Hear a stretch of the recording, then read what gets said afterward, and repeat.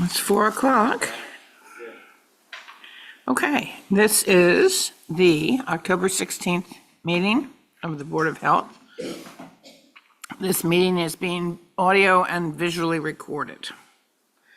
And as always, we start by seeing if there's any public comment.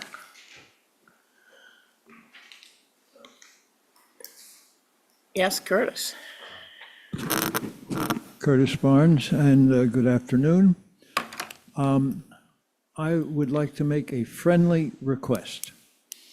If you recall, last month I raised the question about the registration fee for STRs that we charge compared to the fees in Yarmouth and Barnstable. We've had a year now under the first registration cycle.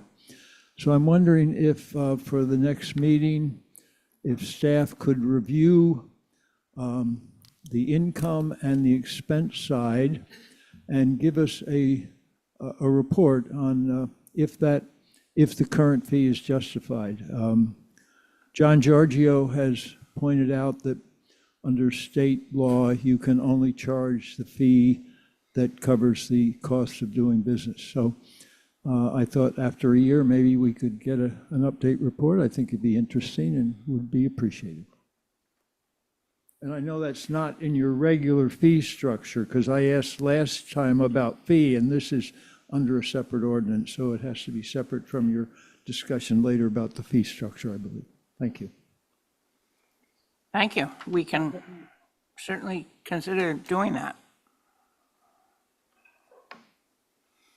Is there anyone else? Hi. Hi. I'm a little shorter. Hi, I'm Meg Ruley, over on 12 Tom's Way. I wanted to bring up, at the meeting last month, you talked about looking at the wellhead recharge area in Mid-Island specifically, because the last time you really studied it was in 1995. And I just wanted to follow up. I wrote a letter about a year ago, and I wrote a follow-up letter about 6 months ago to this board, asking if there was going to be any kind of environmental due diligence with the wellhead with respect to Tacoma Green, which is at 6 Fairgrounds Road, and the parking lot at 2 Fairgrounds, specifically looking at wastewater and how it's being treated. Also, they learned during the investigation at Tom's Way that there's an open loop geothermal system, which I'm sure you're going to hear about today. They did test that well, and it was non-detect. However, it is a pump and dump, so it pumps water and then dumps it at a lot of water. I don't know how many thousands of gallons, and I don't know the frequency, but typically there is local regulation if you have an open geothermal loop or you have wastewater or like drainage, stormwater controls. There is a local regulation that you have to follow if you meet the criteria for zoning. I did reach out to Leslie Snell this was months ago, over a year ago when we first learned about it, and she said that the fire department wasn't required to have a water quality certificate, which is what you typically get when you have these kinds of things, which is why it prompted me to write the letter, because I think because it's municipal property, or maybe the way it was recently subdivided when they spun off all those lots on Waite Drive, maybe it changed the requirements, I don't know. But I just think it's something to be considered when you're doing your evaluation, and just wanted to bring that to your attention. And also I want to ask, will there be an opportunity for, after the environmental update, for public questions or comments on that? Yeah. Okay, great, thank you.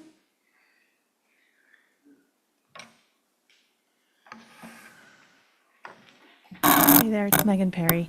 I had a quick question on your agenda. I was trying to find some documents regarding item number 11 for what was going to be discussed in this meeting, and I couldn't really find anything on it, so I didn't know what was going to be discussed, and I wanted to make sure that if information was not available to the public, that, or readily available to the public, that it maybe be put off to the next meeting so that it was and didn't fall under like an open meeting law violation or something along those lines.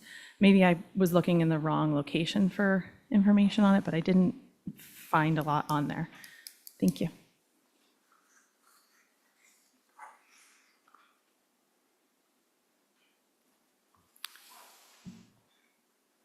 Anybody else? Anybody else? Okay. Now we get to number 3, which is the approval of the minutes. There was a special meeting in here. So, are there any additions or corrections to the minutes as outlined here? Madam Chair, Yeah, on the bottom of the September 18th meetings, I think the select board's motion to adjourn Oh. got cobbled in, excuse me, on the 30th, on the joint housing meeting, yeah.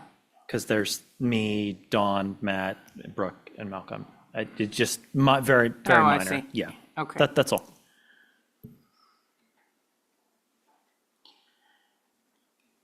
Okay. On the September 10th meeting, at the bottom, or on the second page, it says participant 6, and I think that that's me. Saying that if we do nothing and just keep kicking the can down the road, we won't have to worry about affordable housing because we'll have no one who will want to live here. Would you like to be identified as? I am happy to be identified. I said that. Okay. All right. With those corrections, may I have a motion to approve? Motion to approve the minutes of the September 10th. Second? Second. Okay, all in favor? Aye. Aye. Aye. All right, so those minutes are approved. Now we have the update for the PFAS, the beach and the water. Real quick, I think he just said September 10th, so we should approve the minutes for September 18th and 30th. Oh, I was well. doing them all at once. I know, but Carrie's motion was just September Yeah, 10th. I was breaking them into individual. Oh, all right, well, I mean, so I'll go with whatever. But Can you I amend know- your motion to include all the can you minutes? include them all, please? Carrie, that Are would be there any other great. questions about any of the minutes before? Okay, so motion to approve September 10th, September 18th, and September 30th minutes. Second. All in favor? Aye. Aye. Aye. All right. Number 4 is something I think we've all been interested in hearing. The update on the beach, the water and the PFAS at the beach and in the foam. Yeah, I can kick this one off.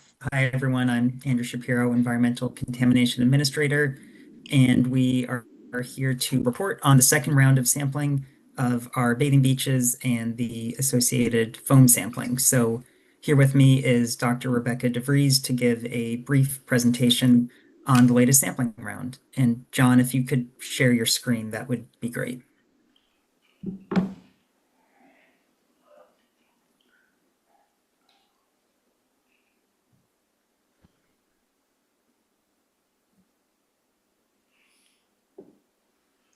Wait, which one is it, Andrew? Oh, wait. Let me see, I'm pulling up the agenda. It's like page 9 on the agenda. Or the packet. Oh, okay. I wasn't sure if Rebecca was going to share her screen, but I can do the packet.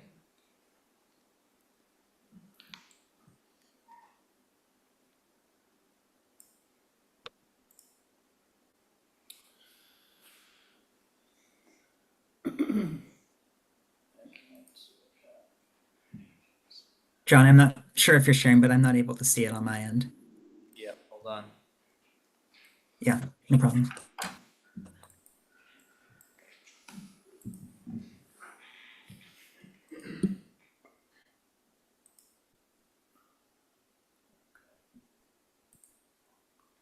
How's that look, Andrew? Oops, I gotta get up to it.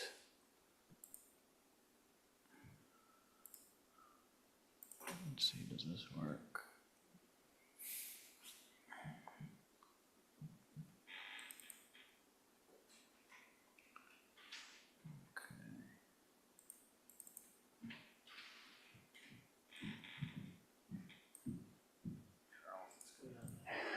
Terrific, thank you. There's a pen and paper I could use to present.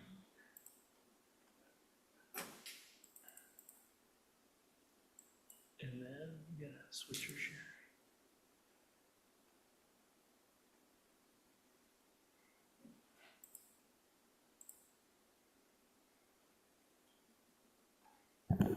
How's that now, Andrew? Yeah, it looks pretty good. So we're on page 9. Thank you very much. Okay.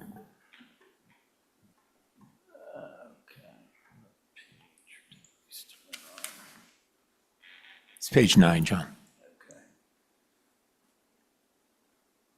Okay, Dr. DeVries, feel free to take it away. Great. Thank you, Andrew. Hello, everyone. Good afternoon. Thank you for the introduction, Andrew. My name is Rebecca DeVries. I work at Eastern Research Group, or ERG, and we've been helping with this sampling effort this past summer. I am excited to be back here today after presenting results from our first round of sampling at the August Board of Health meeting. Today, I'm going to provide a brief update and share results from our second round of sampling. John, if you could go down. Perfect. So for those who may not have heard our earlier presentation, and as a quick refresher for those who did, the town conducted a project this summer to characterize PFAS levels in surface water and sea foam at coastal beaches and inland ponds across the island. The goal was to assess potential public health risks from recreational water use. We started by developing a sampling and analysis plan, which outlined our approach, and then in July, we collected our first round of samples. In August, we went back and collected another round of samples at most of the same locations, and then upcoming in January, once we've had a chance to evaluate the data from both sampling events together, we'll share a summary report of our findings and recommendations. Today, as indicated by the red arrow on the slide here, I'll just be sharing a brief update and some preliminary results from that second round of sampling. Next slide, please. So I went through the methods in detail back in August, and I'll cover them more fully again in January. So today I'm just going to provide a quick overview of what we did. For surface water, we collected one sample at each of the selected locations using bottles provided by the lab. You can see what those looked like on this slide. We also collected foam wherever there was enough foam to do so. During this sampling event, we filled 4 rather than the 3 1-gallon bags that we did in July at each location, and then let those bags sit for a period of up to 24 hours so the foam could then collapse into liquid that the lab could analyze. The tricky part here is making sure that there's enough foam so that when it does collapse, there's enough liquid to test. As I mentioned back in August, this is still a very new and exploratory field, but we followed methods that were recommended by others, including some guidance from Michigan's Department of Environment, Great Lakes, and Energy. In August, we also collected duplicate samples at some sites, basically 2 samples collected from the same spot, one right after the other, as a way to check our field methods as well as the laboratory analysis. And the results from those duplicates, we're pleased to say, were very similar and within the expected range. To make sure we weren't introducing any PFAS contamination ourselves during the sample collection, we also prepared field blanks in August for water and this time also for foam. For water, we took PFAS-free water provided by the lab, poured that into our sample jars, and then followed the same procedures as for our field samples. And the lab didn't find any PFAS in those blanks. For foam, we wanted to double-check the 1-gallon bags that we were using, so what we did was pour PFAS-free water into them, let water sit in them for 24 hours, just like the foam, and then had the lab analyze those samples in the same way. No PFAS were detected in those samples either, which confirmed to us that the bags aren't contributing any PFAS to our sample results. And lastly, for analysis, just like last time, we sent all of our samples to PACE Analytical Services in East Longmeadow, Massachusetts. They tested each sample for 40 different PFAS compounds using EPA method 1633A, which is a validated and widely used method for detecting PFAS in environmental samples. Next slide, John. As far as where we collected the samples, this map shows all of the 21 sampling locations for this project. It's the same map that I showed you back in August. Again, most of the sites are coastal beaches with a few in protected harbors and a handful of inland ponds. And most of these locations are also sampled weekly for bacterial analysis. This figure also shows you where we collected surface water only in blue and where we collected both surface water and foam in orange. During our August sampling event, we collected surface water from all of the same locations as July, with a couple of exceptions. We did not resample the two offshore points, B1 and B2. Those were background locations, and we didn't detect any PFAS there in July, so the team decided not to resample. We also did not collect a sample at Hummock Pond in August, which is site N9 on this map, because of the presence of potential harmful algal blooms. For foam in August, we collected samples at two locations. On the western side of the island, there's Nantucket Harbor, labeled N8, and on the eastern side, Sasachaka Pond, labeled S3. These were the only places where our team observed foam, and as you may recall, they are actually the same two sites where we collected foam back in July. Next slide. So moving on to results and starting with surface water, we did not find any PFAS at 11 of the 18 locations. Of the PFAS that we detected, PFOA was detected most frequently, the same as what we saw in July. The table on this slide provides a little more information about the 9 PFAS that were detected at least one location. The first column shows the PFAS compound. The second column shows the frequency of detection, or how often that PFAS compound was detected across all the locations that we sampled. So just as an example, you can see PFOA listed first in this table. Again, this was the most frequently detected PFAS compound. We found it at 5 of 18 locations, or 28% of them. The last column shows the maximum detected concentration, or the highest level that was detected across locations for a given PFAS. And as another example, if you look in the second row of results, you'll see PFBA had a maximum concentration of 9.91 nanograms per liter. That was our highest result. Next slide, please. So the same as the July results, we compared our measurements from August to the Massachusetts Department of Public Health's operational guidance for bathing beaches at PFAS-impacted water bodies. We used their recommended initial screening value of 20 nanograms per liter for the 8 PFAS that have established toxicity criteria.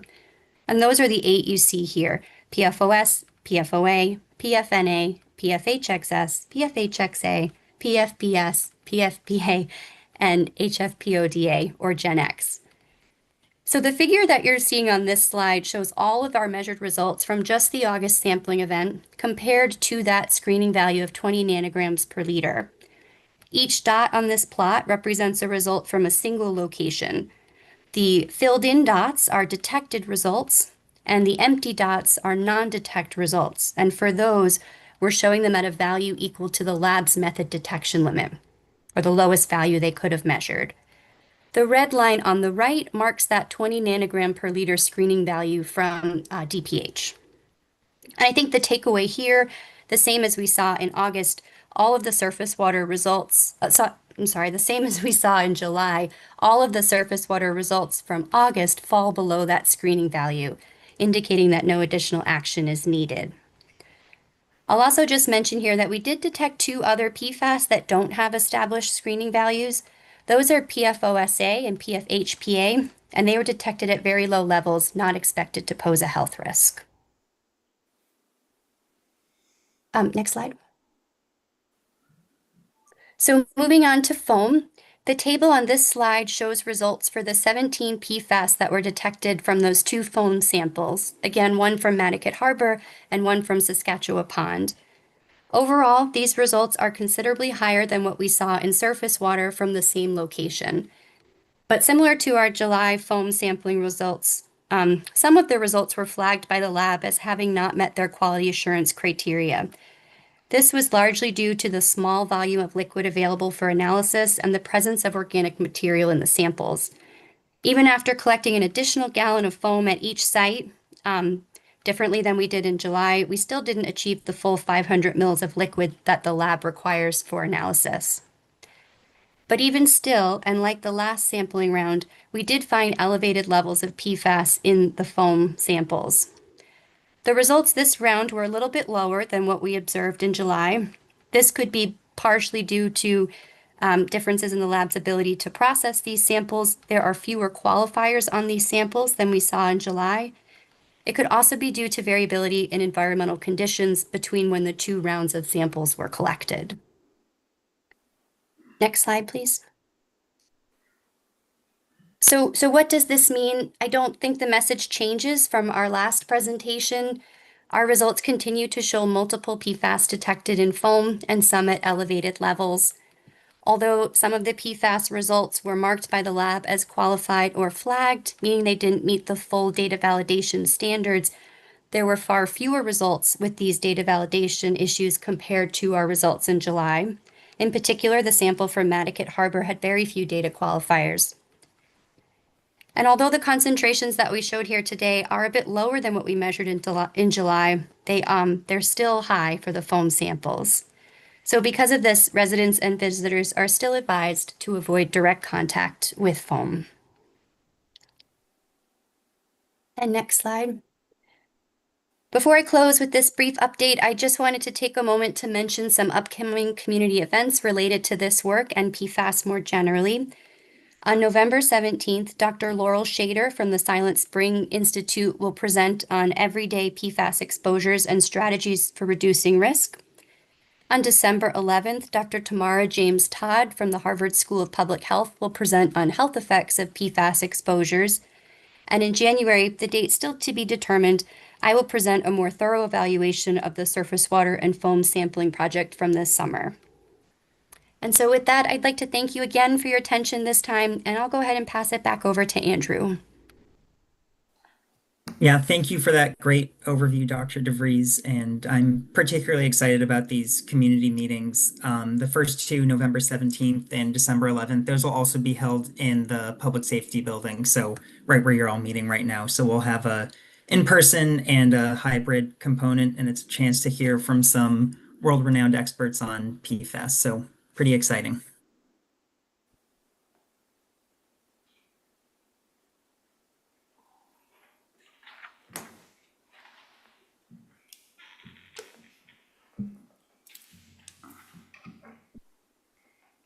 Okay, that's very interesting. Let's move on to number 5, 41 Friendship Lane, a release of betterment loan.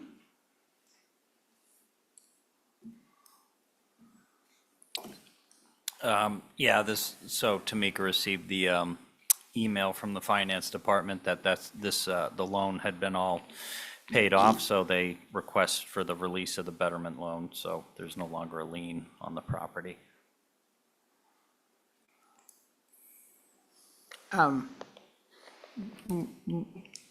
What action do we need to take?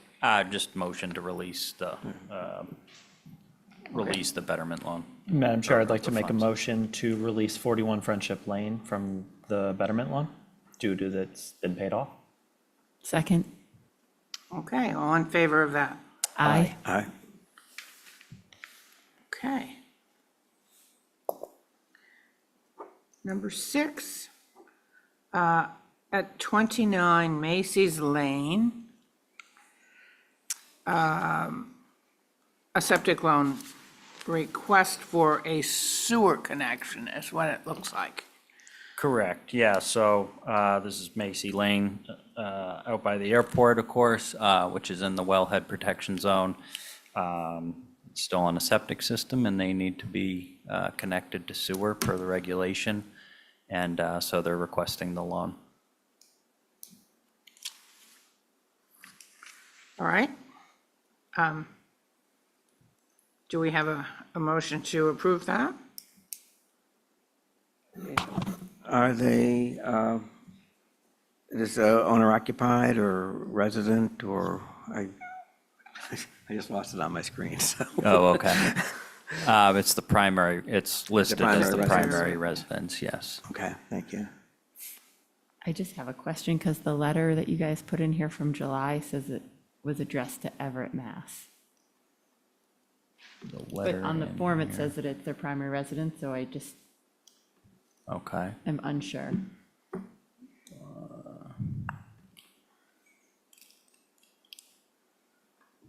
The letter that was addressed in the packet.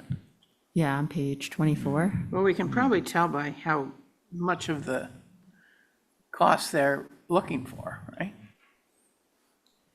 Yeah, that's, Uh,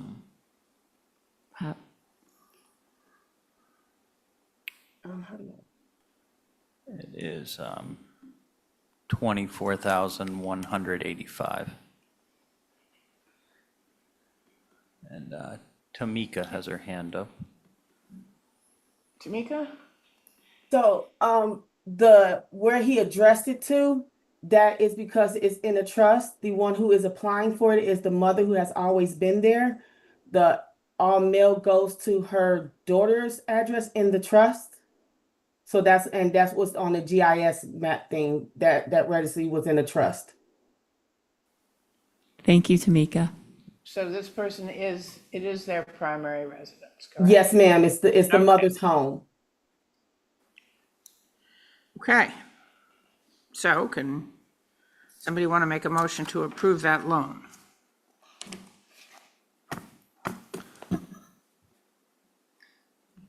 Motion to approve. Second. All in favor? Aye. Aye. Aye.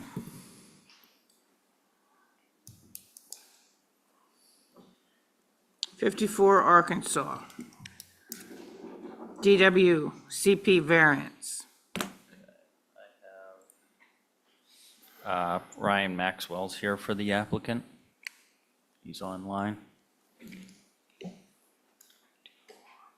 Go ahead.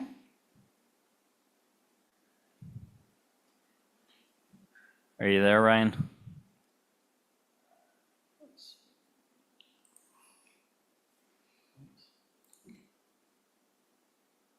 Ryan Maxwell, are you there? Yep. There he is. Can you guys hear me? We can. No, I can't. Okay.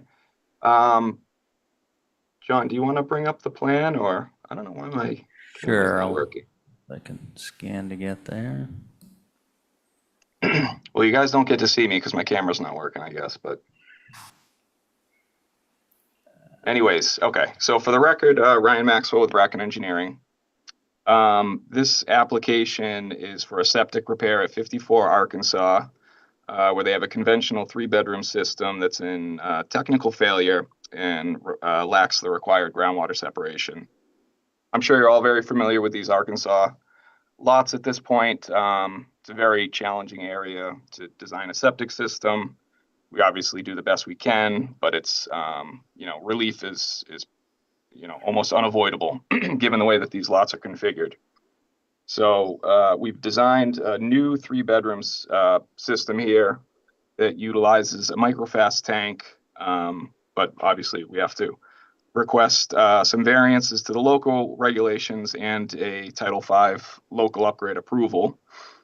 The local variances requested are to section 303-3B, which requires that the leach field be 50 feet from a property line, but we get as close as 10 feet in one instance. You can see that's labeled on the plan there. We're also requesting a variance to section 303-3C, which would require a reserve area, but we lack the space to provide one here, and it's not typically required on a repair. We're also requesting a variance to section 303-4, which would require the system to be on the same property it's serving. But in this case, these properties all utilize a common lot behind them that folks have an easement over where they install their septic system. So it's technically a different property, but everyone's systems are on a different property here. And then lastly, we're asking for a Title V local upgrade approval to place the microfast tank within 5 feet of a property line where 10 feet is normally required. And in this case, you can see on the plan, we're trying to put the microfast tank actually on the property itself, but we just lack the space. So that's obviously a lot of relief to ask for, but at the end of the day, you're getting an IA tank upgrade and a new compliant leach field with no increase in flow. So we feel that the request is justified. And I'd be happy to answer any questions. Thank you. Madam Chair. Yeah. John, the gentleman who just spoke, was his affiliation to the project? Sorry, yes, that's Ryan Maxwell with Bracken Engineering. Thank you. Yeah. Okay, I live out here, so I'm asking this question kind of, that back area, the common area, actually is a series of individual properties. Do those owners get abutter letters or just the people in the residences immediately on either side? It would just be the abutters on the side. I suppose it would be to the, in this drawing to the east there. That's the, is that Nantucket Land Trust?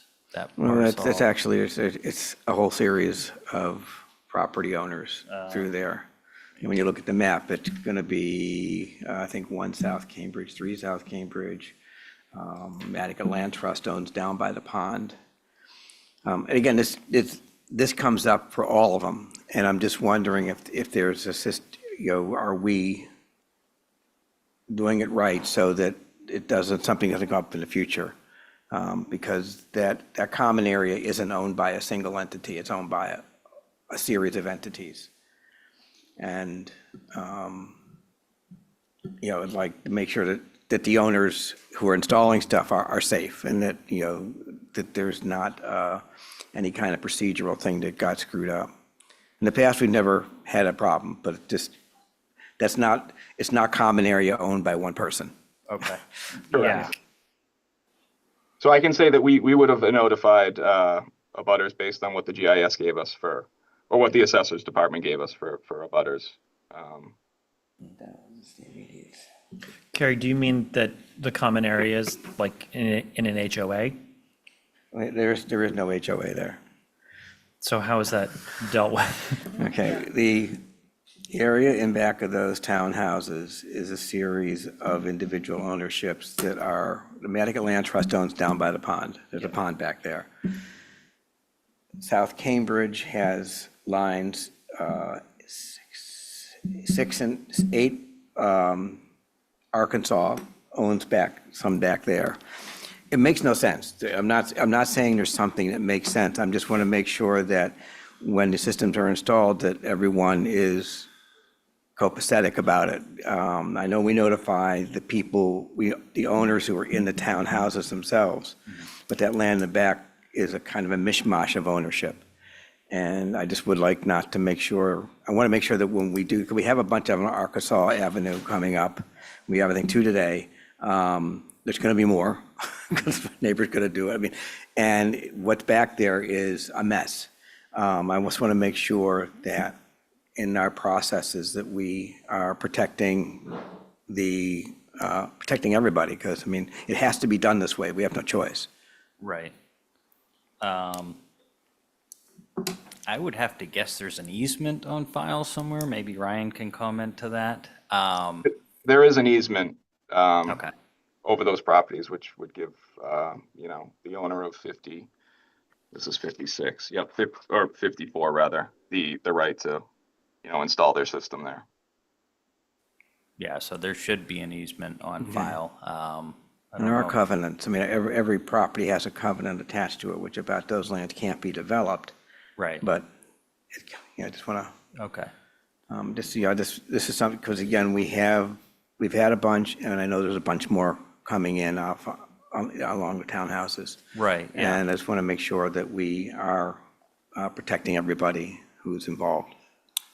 I mean, yeah, I can certainly research into it and check into it. Yeah, It's, and I can get it's you- always been these were all existing systems, obviously, of course, Yeah. and it's hard, unfortunately, because this map isn't too great, but I call this the boulevard of soil absorption systems because they're all kind of mismatched, all on these properties Yeah, I back mean, here. we're all on, And, but everybody's system is on somebody else's property. Yeah, yeah. Minimally, and possibly 2 or 3 people's properties. Correct, yeah. So, you know, they can only, I mean, as Ryan kind of commented as well, and I can comment, these properties can only pretty much fit a septic tank onto their actual property. You know, there's absolutely no way that any kind of leach field would be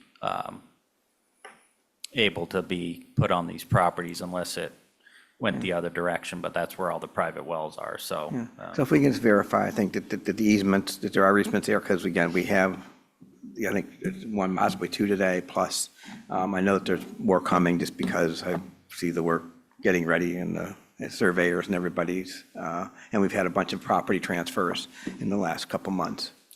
I also, I mean, I think an abutter is defined as someone who's within 300 feet, right?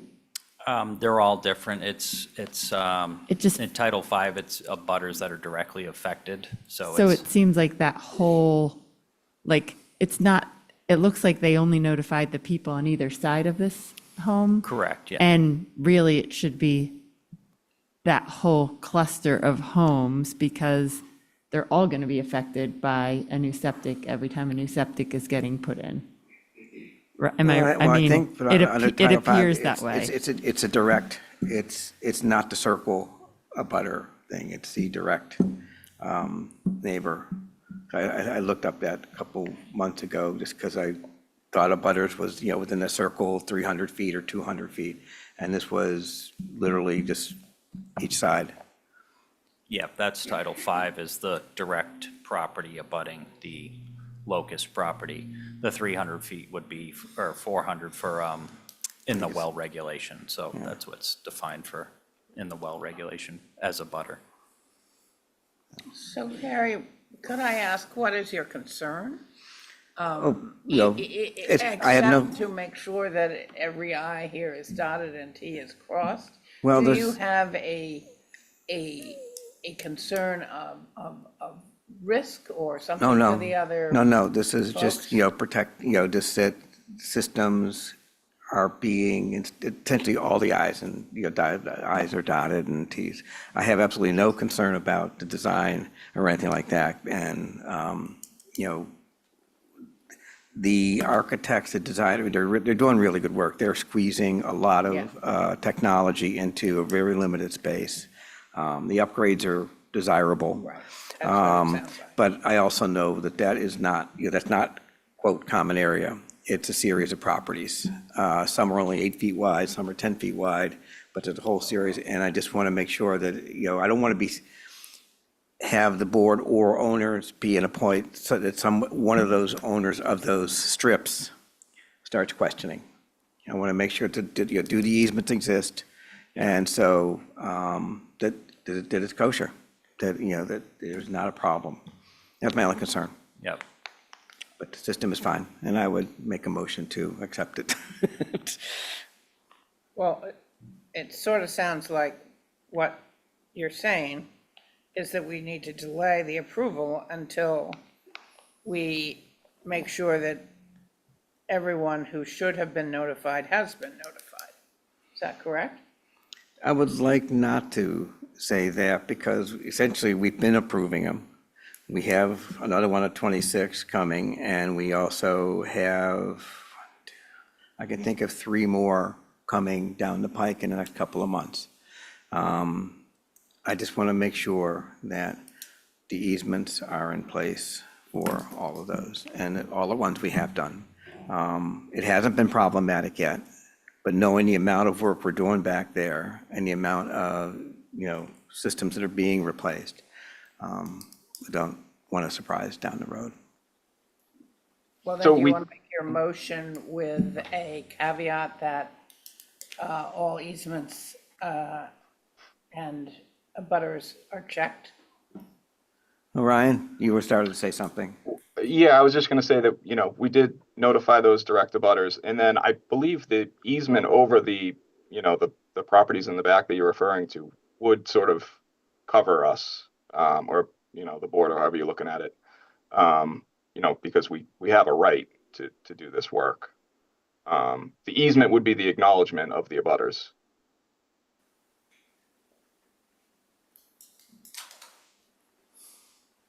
If we're confident that the easement exists, We reference them on our plan. Yeah, when you folks, when you do, and I know Bracken Engineering is doing a bunch of the work back there for not just this property, but several properties, and also ones that are upcoming. So if you are confident that the easements exist, because you've done the work in a variety of places, I will express it as my concern, and you've answered my question. And in that case, make a motion to accept the easement proposal, or the proposal for the variances at 54 Arkansas Avenue. Is there a second? Second. All in favor? Aye. Aye.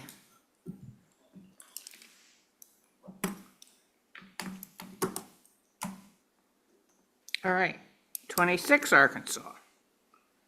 Looks like the same request for variance for the same thing. Yep. So Ryan Maxwell again with Bracken Engineering for the record. Let's wait for John to get down to the plan. But this application is similar to the last, and then we have a 3-bedroom conventional system that we're upgrading with an IA tank. The only difference here is that the leach field for this one is still functional and compliant, so we don't need any relief for that, and we don't need to do any work on that. We're obviously still in Nantucket here in that Arkansas area, so relief is going to be necessary. In this case, we're just looking for local upgrade approvals to place that microfast tank on our property. Title V requires 10 feet for a septic tank to a property line, and we get as close as 4 feet here. And we also need relief for the tank setback to the crawl space, where 10 feet is required, and we're providing 6. And that's all the relief we need on this one. Obviously, we'd say that, the upgrade to the IA tank would justify the requested relief here as well.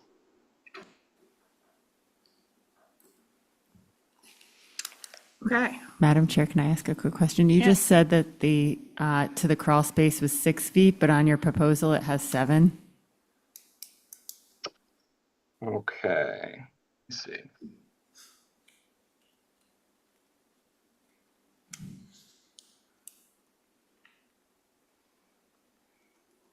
Yeah, okay, we can do it at 7 feet. That would actually be fine. We do. That must have been a typo on one of them, but we would just slide it, that extra foot away from the crawl space. okay. Any other questions? Can we go ahead and approve 26 Arkansas? Motion to approve variance request for 26 Arkansas Ave. Second. In favor? Aye. Aye. All right, thank you.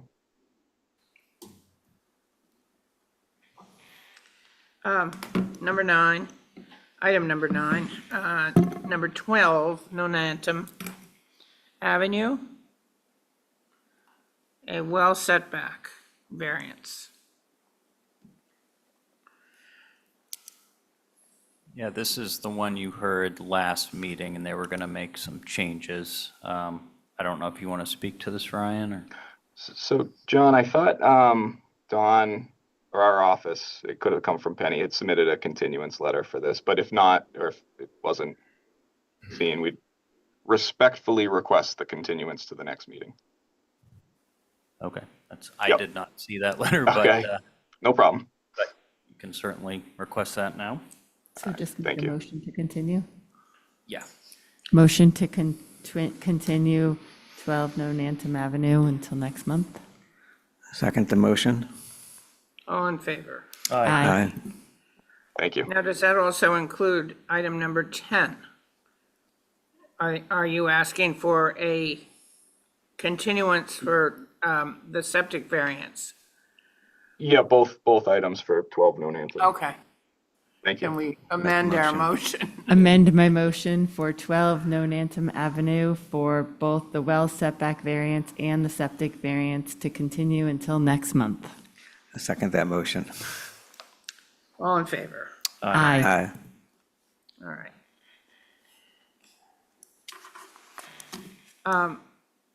13 Woodland, number 11, item number 11, which is 13 Woodland Drive. Lot 6, we received some new information today.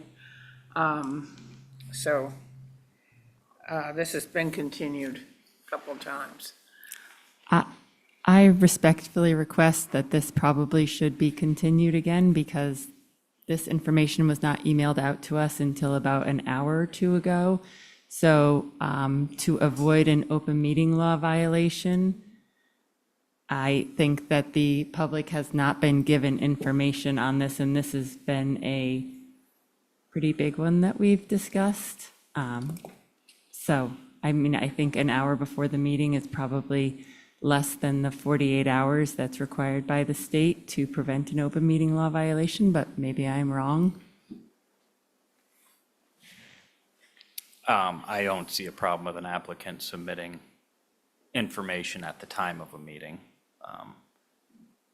But Dan Malloy's on the, the open meeting law would be an agenda item. This is a packet item, so, supplemental information provided. There was nothing provided before this. There was should have been a plan in the packet, page 68, 69, but I think the applicant, they did submit something new, correct? I don't know if you want to recognize Dan Malloy. Dan? Go ahead.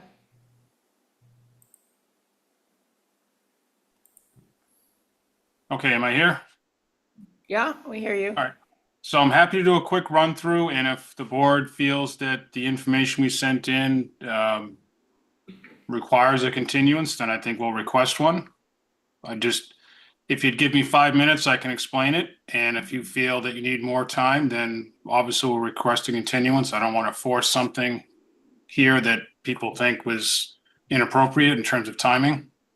Well, I think an hour before a meeting is probably inappropriate, and I would prefer my name not be in the paper with an open meeting law violation because you all didn't submit your paperwork in time and we decided to discuss it. I think that I would prefer not to be named in the paper with an open meeting law violation in reference to this project. But that's my personal opinion.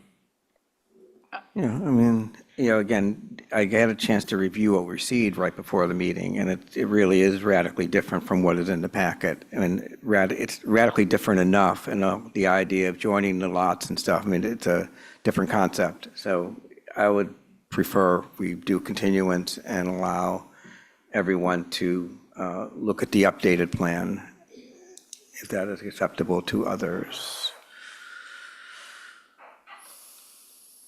Would you like to speak?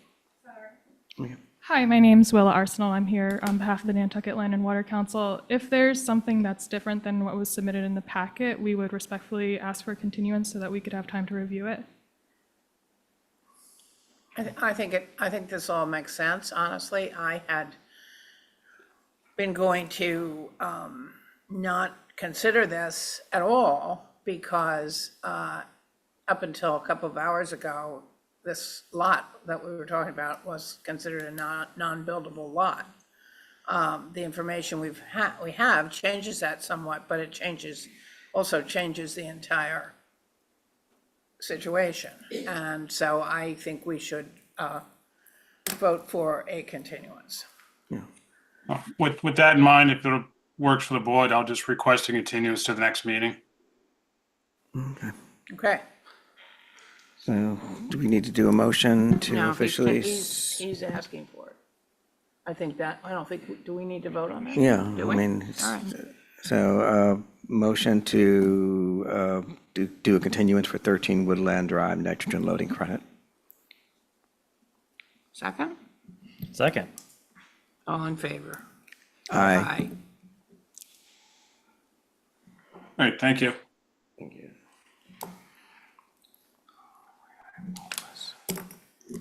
Agenda item number, yes, go ahead.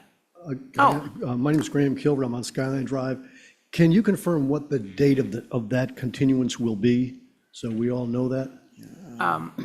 Third Thursday, November. Meeting in November would be, The third Thursday in November. November 20th is the next scheduled Board of Health meeting it would be at. So we'll be on that agenda then. I cannot guarantee you that. That's up to the But that would be the applicant. next meeting that they could get to. That is correct. Okay, thank you very much. okay, item number 12, 49 Porpoise Road is requesting to appeal an order to connect to the town sewer. Good afternoon. I don't know if you haven't had the chance to read a letter that I wrote to all of you. My name is Inez Hutton, and I have resided at 49 Porpoise Road since 1978. In the past 11 years, 12 years, I have added onto my home and had a new septic put in to accommodate a 4-bedroom house. I have 3 with 3.5 baths, and I also put in a pool. 2.5 years ago, I went before the board to request a permit to reopen my commercial kitchen. It was granted to me on the basis that my septic for the kitchen was clean. Steve Visco came out, pumped it out, and it was deemed very satisfactory. I never reopened my commercial kitchen due to the fact that I broke my hip and unfortunately forgot about the 2-year mandatory date last May.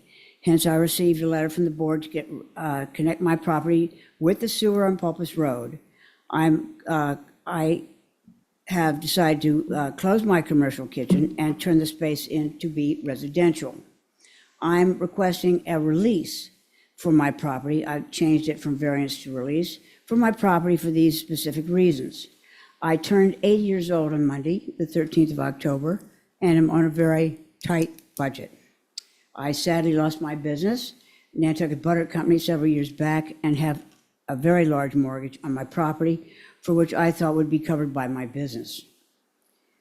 My driveway is approximately 700 to 800 feet long down to a garage, a 1-bedroom apartment, my commercial kitchen, and my house.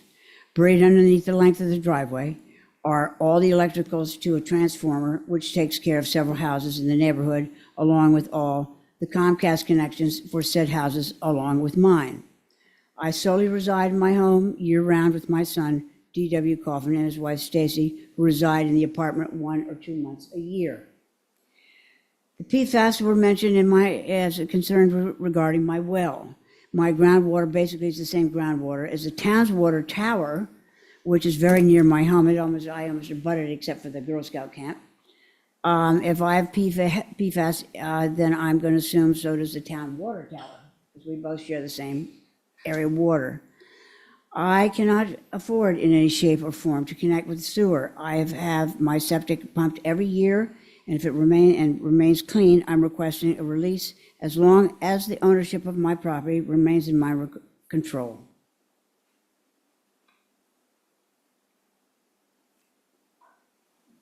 John, could you speak to this?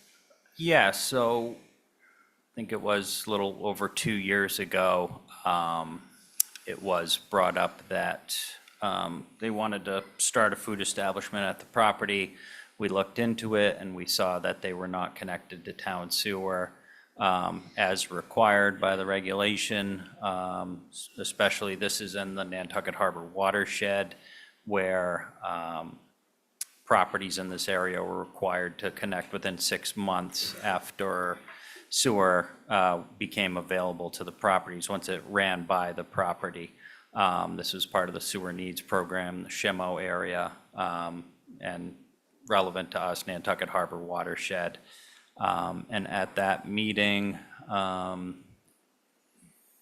it was discussed to,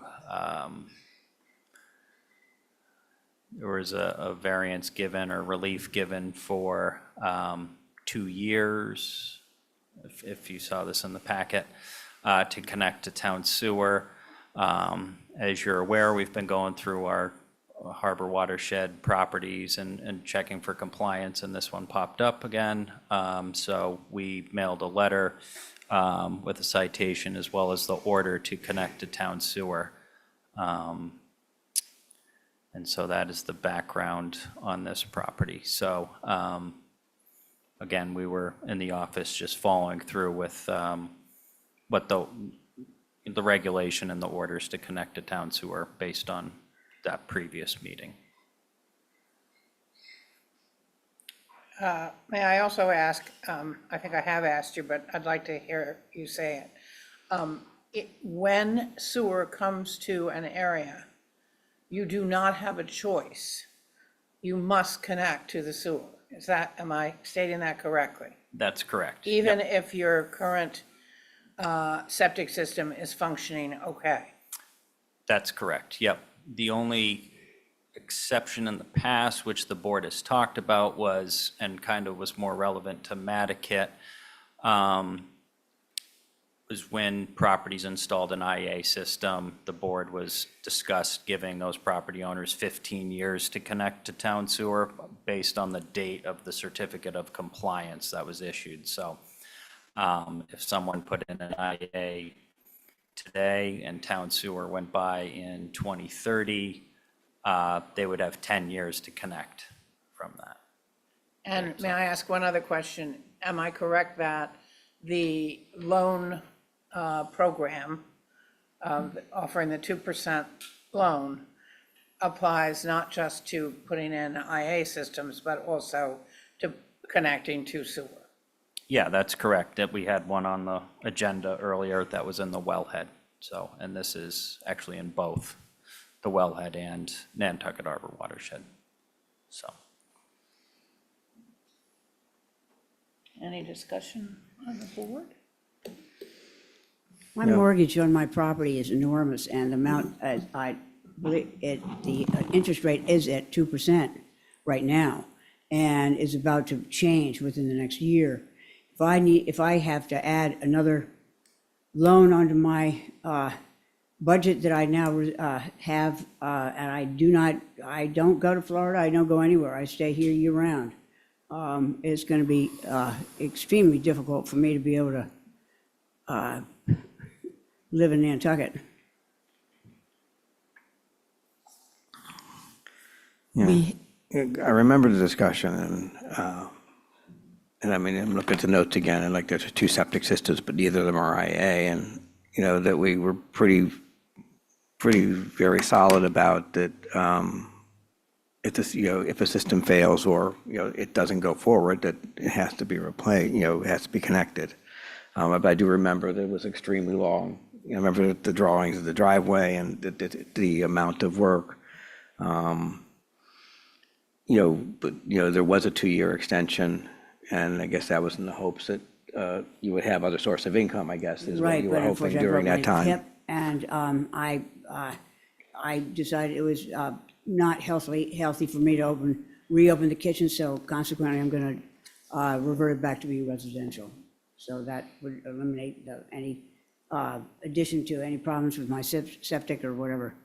As my son and his wife are only on the island for maybe a month a year, and I'm the only person who lives in my house, and there are the garage, the apartment, and my kitchen, and my house. So there's 4 buildings that would have to be, I guess, tied into the sewer. The garage has no plumbing. And there's 2, I guess, non-Title V systems, septic systems on the lot at this point.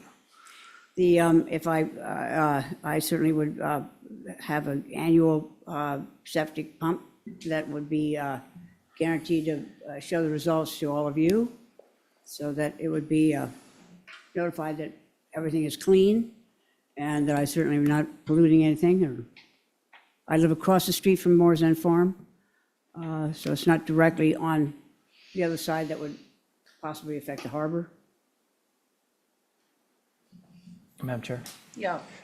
John, the business and the property was not the trigger, though, like necessarily. That this would have been triggered automatically, Correct, correct, yep. It was just kind of discovered at that time, so.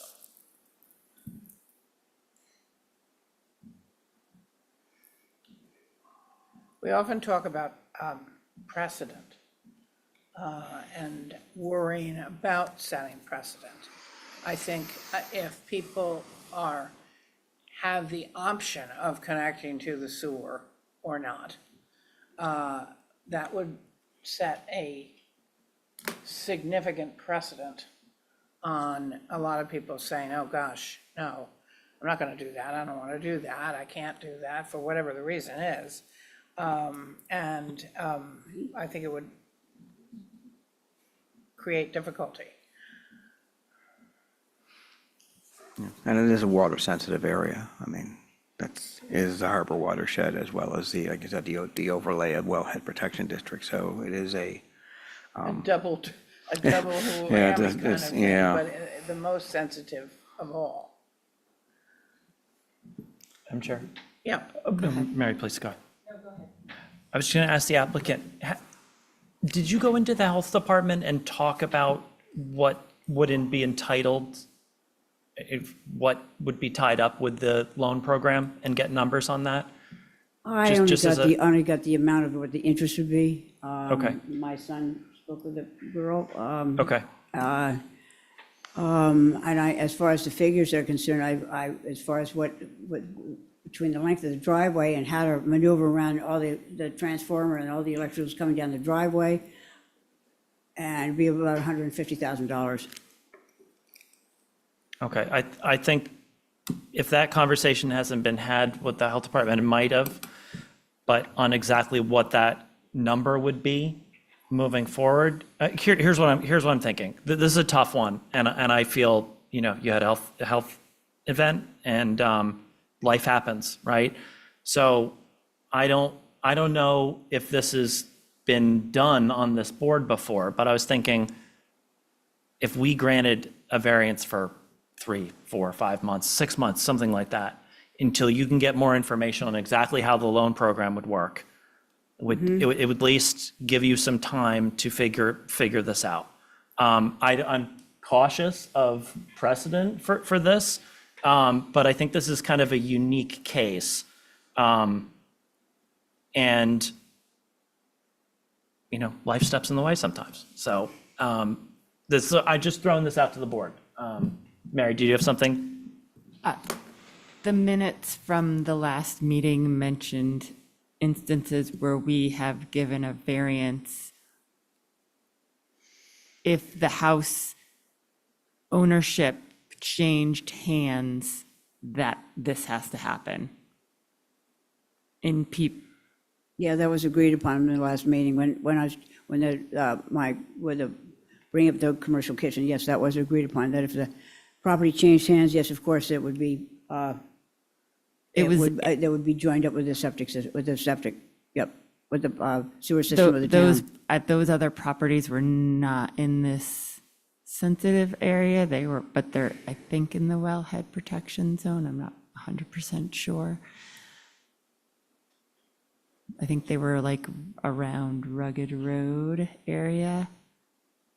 I'm not saying I like the idea of continuing it for 6 months to get more information and then see if this is a viable option or not, and then discussing, Are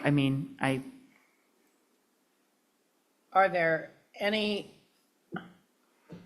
programs? I think that the idea of a 2% loan program is really quite remarkable. I understand in Barnstable County and other places, they offer loan programs too, but it isn't 2%. So, that is a very special deal. But what I was going to ask is are there any other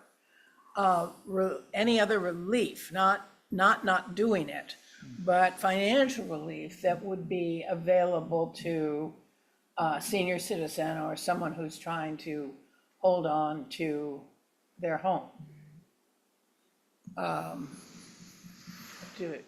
don't know that any of us can answer that or know of that, but if that would be my preference, to ask Ms. Hutton to look into that rather than saying she doesn't have to connect to the sewer. Yeah. I mean, well, again, we dealt with this 2 years ago, and the assumption was that by this time, things would be, May, actually, yeah, 25. yeah, May 21st, 2025. And I know, and maybe, I think maybe what Tom was talking about a little bit, is that, it would be nice to actually look at real figures. I mean, I can guess 150,000, I could guess 200,000, but, what is the amount it's going to cost in the real world? And are there other resources that can help address it? Because the problem as we're going to be addressing it later too, is that we are extremely concerned about water quality on the island and preserving it.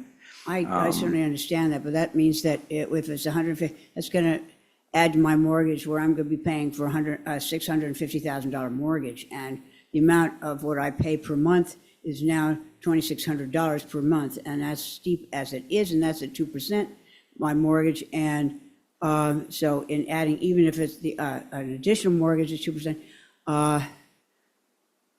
it's going to be very, very difficult for me to pay that every month. I was hoping that if it was possible, as long as the property is, ownership of the property remains in my control, as long as the septic passes your inspection annually, I don't care if it's biannually, if that wouldn't be a possible thought that could resolve this for, as long as the property is in my control. I'm 80 years old, so I don't know how much longer I can reside here, in fact. Madam Chair, Tamika has her hand up. Yes, Tamika. Okay, I, just to give you a heads up, I did give her information about the betterment loan and talked to her because she came in with the meeting with John, and I asked for her and I do believe her son to stay afterwards.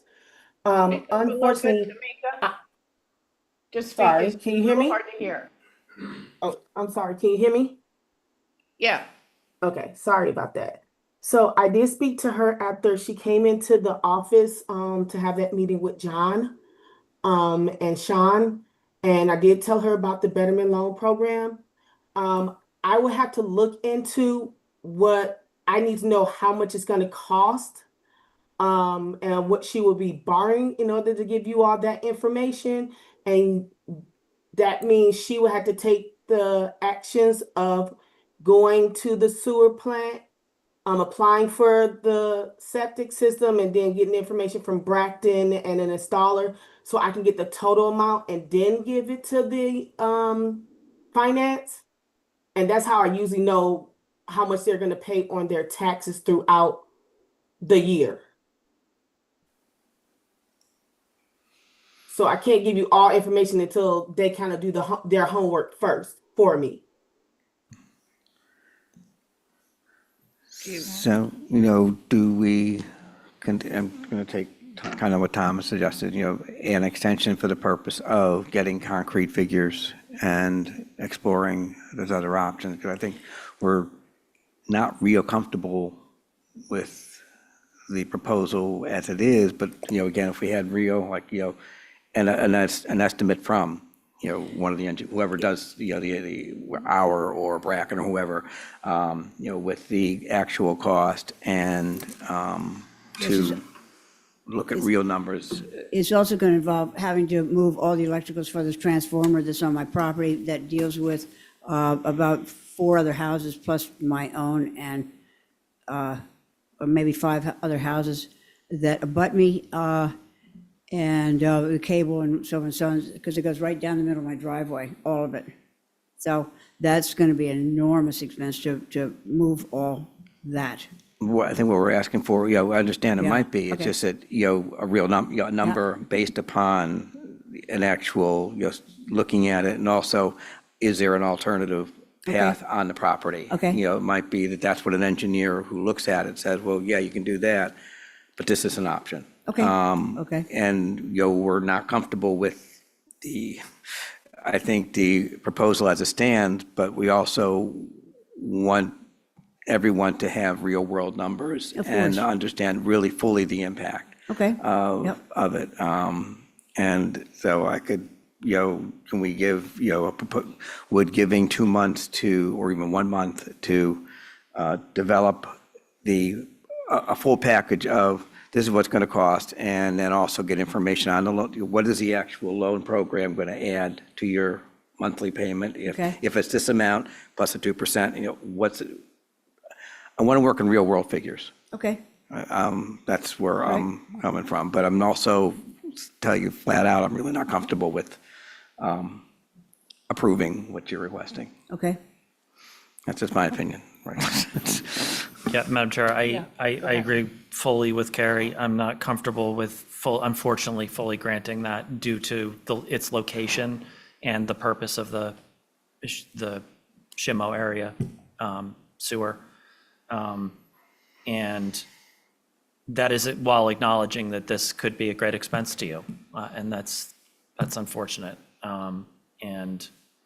But just as one member of this board, perfectly willing to, if my fellow board members agree, to grant you some time to try and figure it out and figure out what the numbers would be, and then maybe come back to us, as Carrie said, with a fuller package of kind of what the full picture is.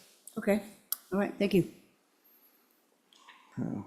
We have a sense of a time frame. I mean, you said 6 months, and Yeah, I was eventually just- I was going to say 90 days. well, That actually, would take us to January. well, this one, John, in terms of getting engineers out and stuff, I mean, I know that there's a lot of, what would be a reasonable time frame to be able to get a engineer to come in, look, assess, survey, design? I mean, is it 2 months, 3 months? You could try for 2 months would be kind of what I would guess. I know they're all quite busy.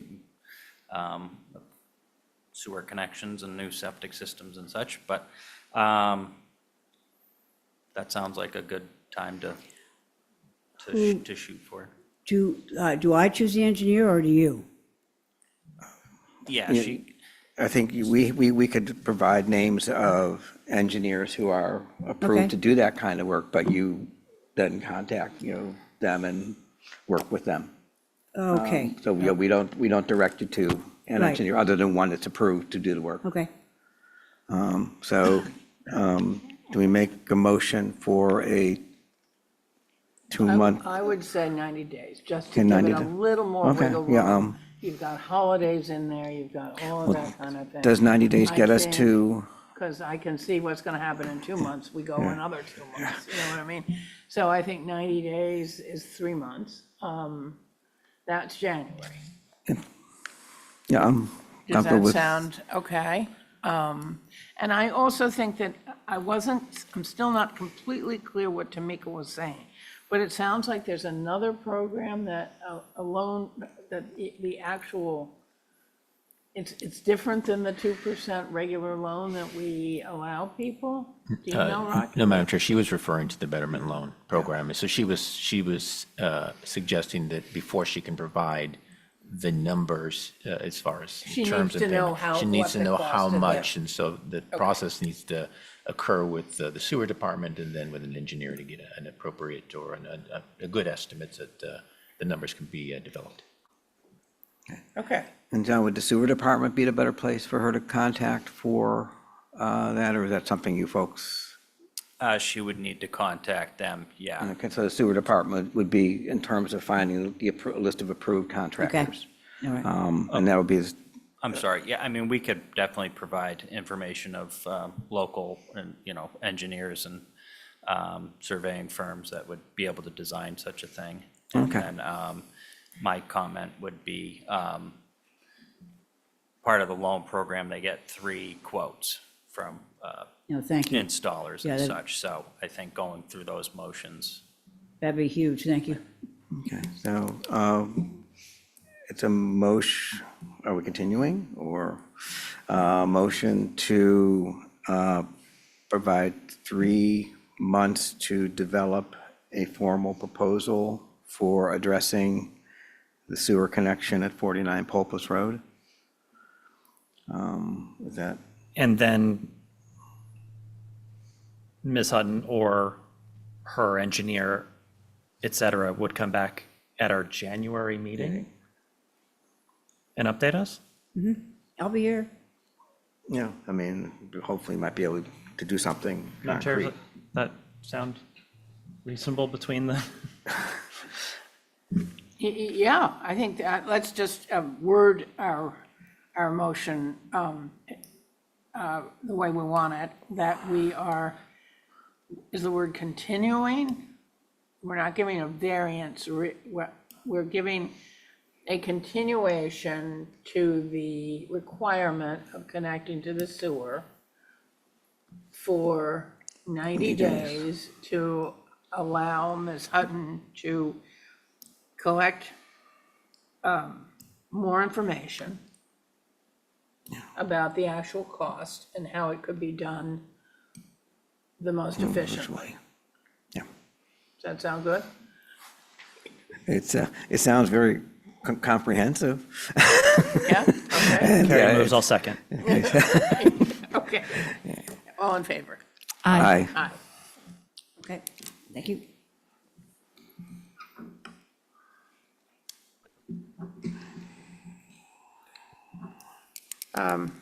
Number 13, a motion to consider endorsement of Mass State bills, an act protecting drinking water quality in private wells, bill number S 585H 900. This will be Andrew as well. Yeah, I'll take the lead on this one. Hi, Okay. Andrew Shapiro, Environmental Contamination Administrator. So our health department and our Board of Health are recognized as leaders in the state on issues of private wells and PFAS. And so I was approached by the Coalition for Safe Drinking Water, and they asked if we would consider endorsing their bill. And the bill is essentially requiring well testing at property transfer, much like our local regulations. And the bill also proposes to set up a loan program, much like the septic loan program that we were just discussing, for private wells that don't meet drinking water standards. So, like I said, I met with the coalition. I also met with some of their advisors, including the former commissioner of Mass DEP. I've included both the Senate and the House bills in the packet, as well as a download from the coalition's main page. And I'm hoping the board can discuss if they would like to make a motion to endorse. I personally am not able to make an endorsement of any legislation, but the board is able to do that.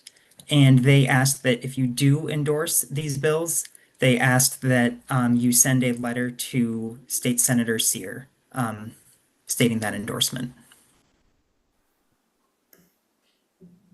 Madam Chair? Yes. So you probably all know, but I used to work for the state rep's office, so I know a bit about all this process. I see on the Senate bill that neither Senator Sear nor Rep. Moakley are a co-sponsor. So I think we should, if we do endorse, we should ask for that as well. And I see that Rep. Moakley is a co-sponsor of H 900, the House bill.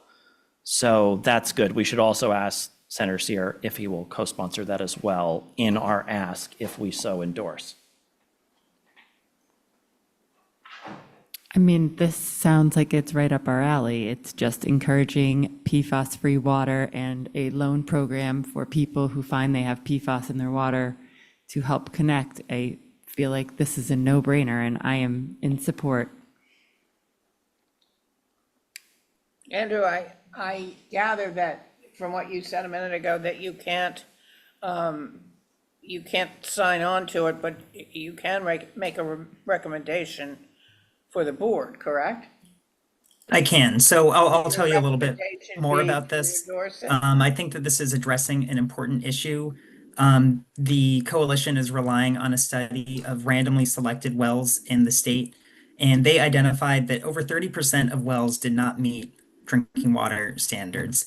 So they believe that this is a important legislation for reducing potential health effects associated with private wells. I think we all know that private wells do run a risk of being contaminated, as many people on Nantucket are living through right now, unfortunately. Just to provide a balanced perspective, I think that this is probably just the nature of all legislation, but the bill is relatively short, relatively straightforward. I think that there are a lot of logistics to hammer out.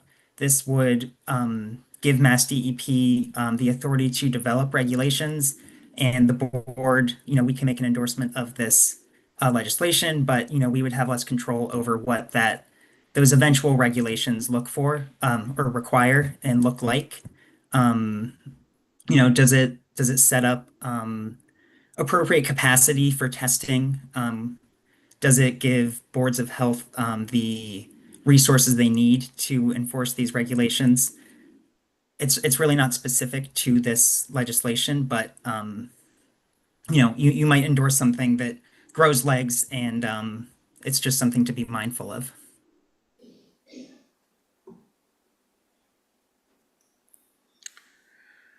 So how would we proceed? Madam Chair, Yes. I think this will also help strengthen our regulations, because if it is not just a Nantucket law, but a state law that when houses are transferred, they have to be tested. I mean, honestly, it boggles my mind that you have to get your septic checked out, but you don't have to have your water tested before moving into a house. As someone with little kids moving into a new house, and I had no idea that my water was polluted and drank it for a whole year, which thank God it was only a year. Other people were drinking it for decades. And I mean, I think this is like very necessary. And I think that we should write a letter saying that we support this and that we are already doing the water testing at transfer now, and everybody should do it. And it also would prevent people from having to wait in limbo, getting bottled water, again, having to fill up the water from the water bottle and not to get your coffee, to get your kid, like all of these, every time, think about every time you use water and having to think about it and not go to your sink and go to this bubbler, allowing people a loan program so that they could at least get this started and get this happening, because it's just going to keep popping up places. And is the town just going to pay for everyone to have town water eventually? I don't know like where that money comes from. And at least this gives people an opportunity to at least take care of themselves if they are able to. Madam Chair. Andrew, the term that's referred to in the legislation is listed contaminants. Where's the list of contaminants that they're supposed to be tested? I don't think it includes the list of contaminants. So like I said, the bill's very short, and there are a lot of details to kind of address in the eventual regulations. I would imagine it's a pretty hefty suite of contaminants, though. It certainly includes PFAS, though. Yeah, Carrie, usually what happens is they pass something like this, and then they'll add something that says like further regulations will be promulgated by EEA or something like that, and they'll come up with a list. That my guess they'll do. I'm supportive of the bill. It's just, that it says, identify all contaminants, the term all contaminants, but that's up to somebody, not in the bill. And, we would want to support something that is full of body as ours. And but yes, I'm totally in support of the bill. And I just wish I knew. Yeah, could we put something in the letter to state that we would like it to include a specific list of contaminants, including PFAS? So that, because we've also added lead just recently to the testing protocol for transfer. So, I mean, again, those are good. because, I mean, I know it's an expense, but the thing is, it's your health. It's our health. And it takes work sometimes to keep it going. Well, yeah, go ahead. No, I was going to say, inasmuch as you know, Tom knows more about how something like this should be written, maybe you could make the motion on what we want to Sure. say, because I think we're all in favor Yep. of endorsing. Sure. So I would make a motion to ask Andrew, John, and Rocky to draft a letter in support of this bill, and with authorization for the chair and vice chair, either one of you to sign, and to have input into whatever you'd like to add based on our conversation. Like a list of, i.e. a list of contaminants, et cetera. I'm gonna push back just a little bit. I think it makes sense for the board to draft that letter. I'm happy to review it. But just given that the board is the one that should be doing the endorsement, I think that would be my preference.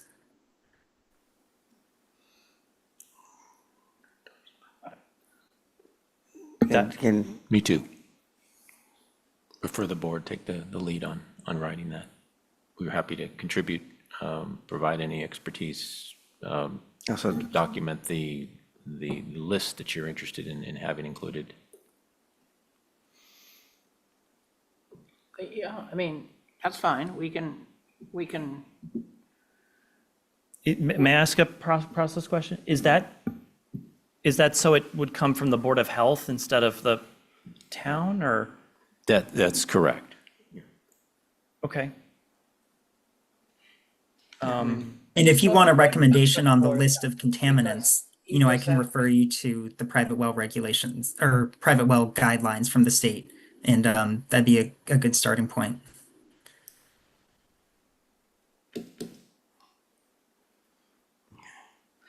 so what is it they want?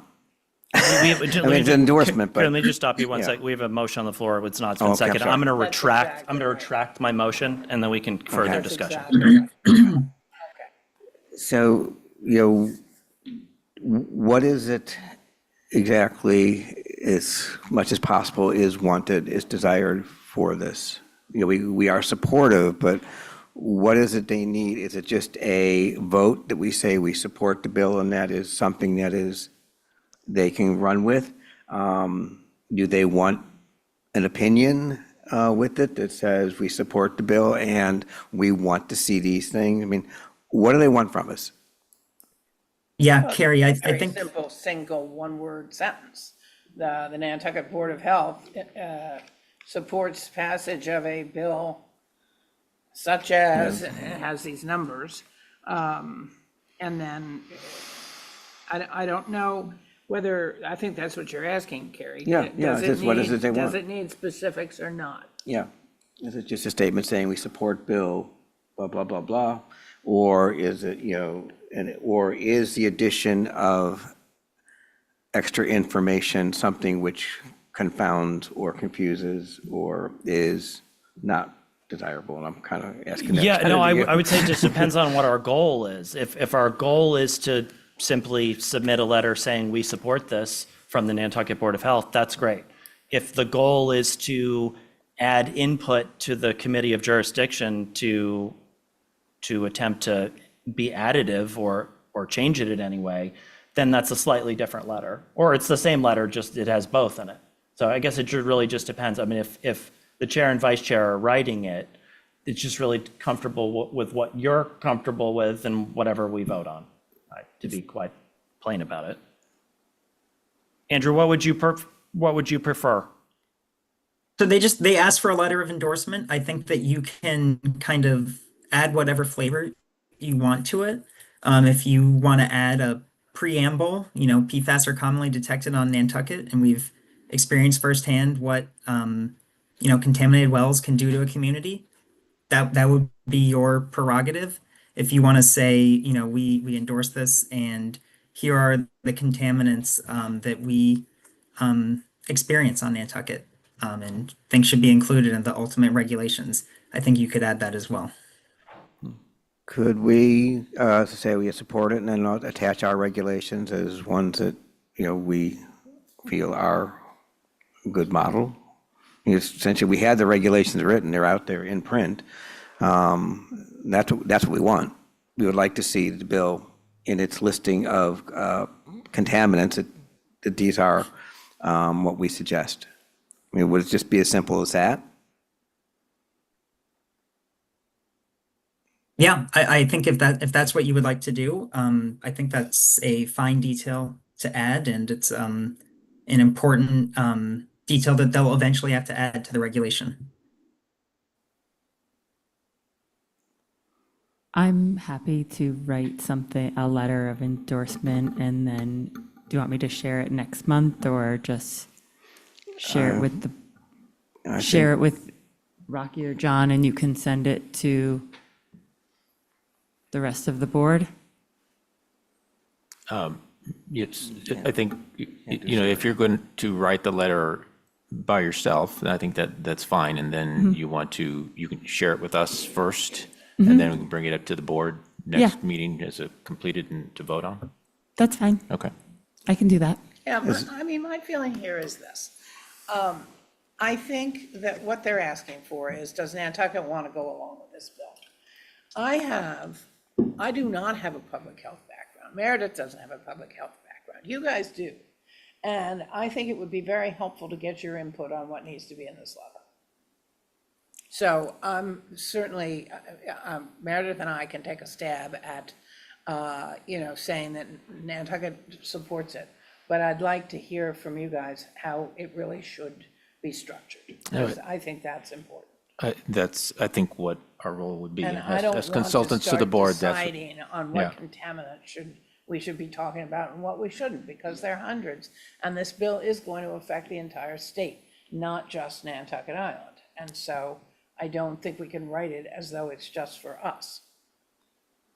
Madam Chair, that's what we're here for, but to act as consultants to the board. So we're happy to provide our input once Meredith. That's great. writes it. Okay, perfect. So we will then look at it next at the next meeting. Does that time frame work, Andrew? That we would Certainly. develop and then, officially act on it at the November meeting? That sounds great. Okay, thank you. Wonderful. Do we have to do anything formally in terms of saying what's going to happen? We have to make a motion that. Not or until can we have just- something. This is still, No, I think this is just a plan okay. at this point. All right, Andrew. You're on. All right. So I'm up next for the next agenda item, giving our monthly environmental contamination administrator update.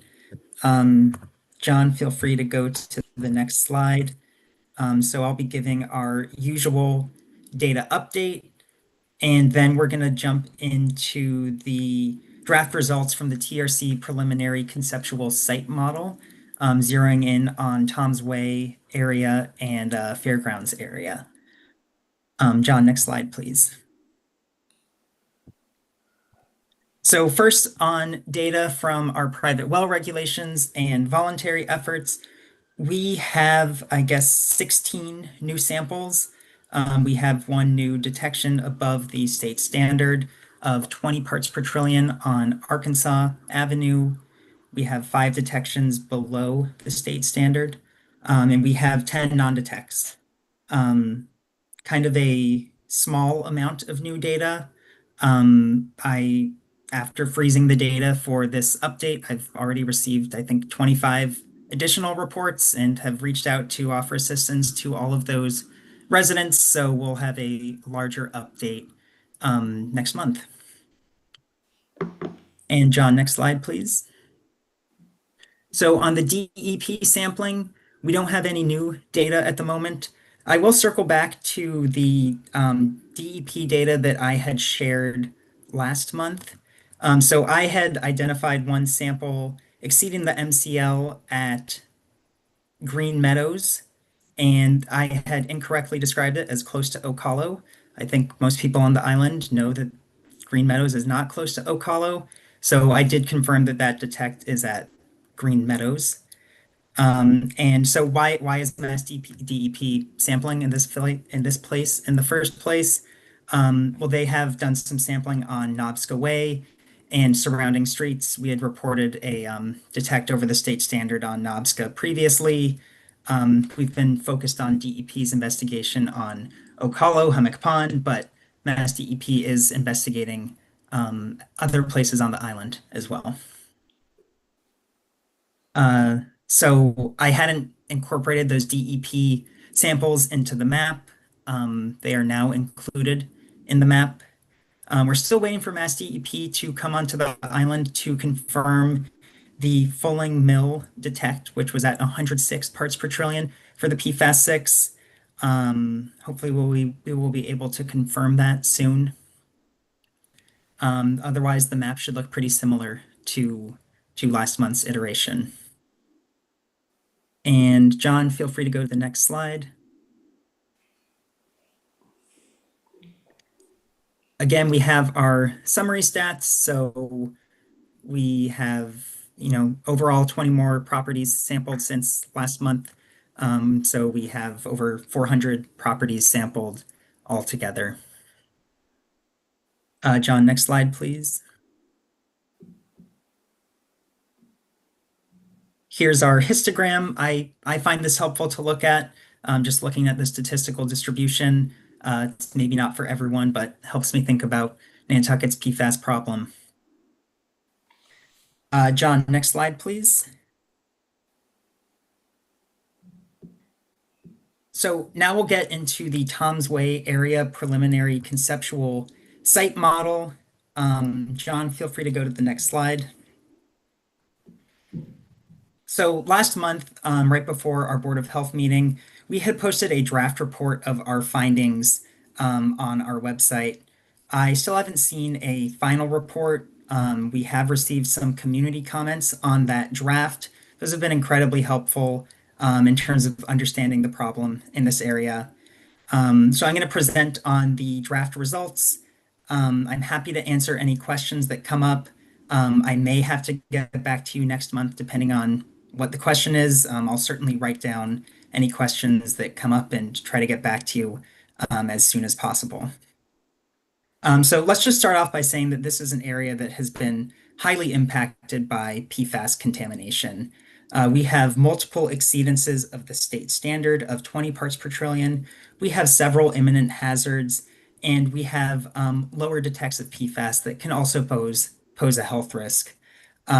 Just for what it's worth, Mass DEP defines an imminent hazard as a release that poses a threat to human health and safety, even if exposed over a short period of time. So, we're dealing with serious PFAS concentrations in this area.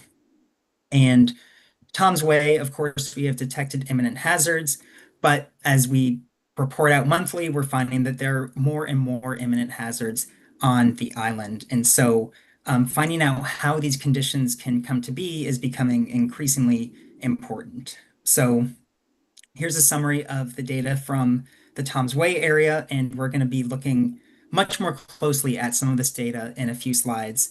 This isn't going to be the definitive answer, but we're hoping to narrow in on just how this type of hazard can come to be. John, next slide, please.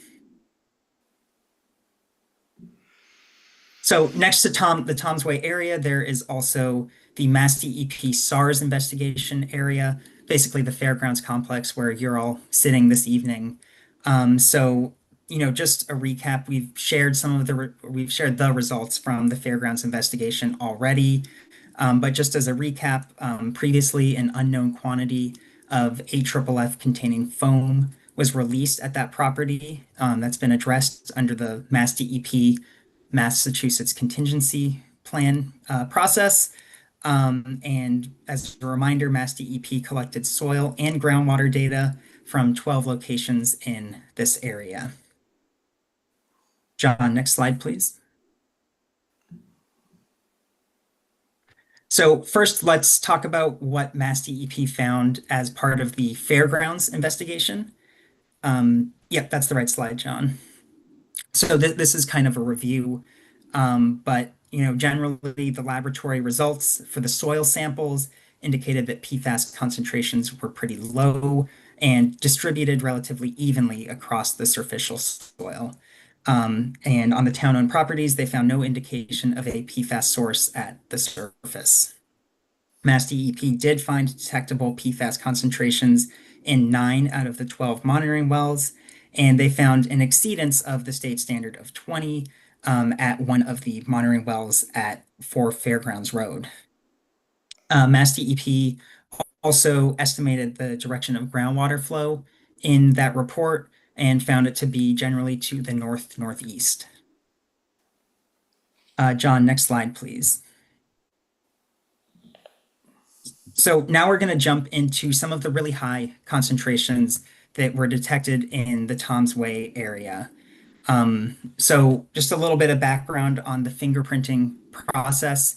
Typically, when we're reporting out PFAS 6 results, it's just one number, but in reality, this is a mixture of compounds. And here we're going to look at a mix of regulated and unregulated compounds. Those unregulated compounds do have the potential to be toxic, just like the regulated ones, but they can also tell us important information about the fingerprint. And so what is a fingerprint? Basically, over the years, different types of products have used different mixes of PFAS compounds.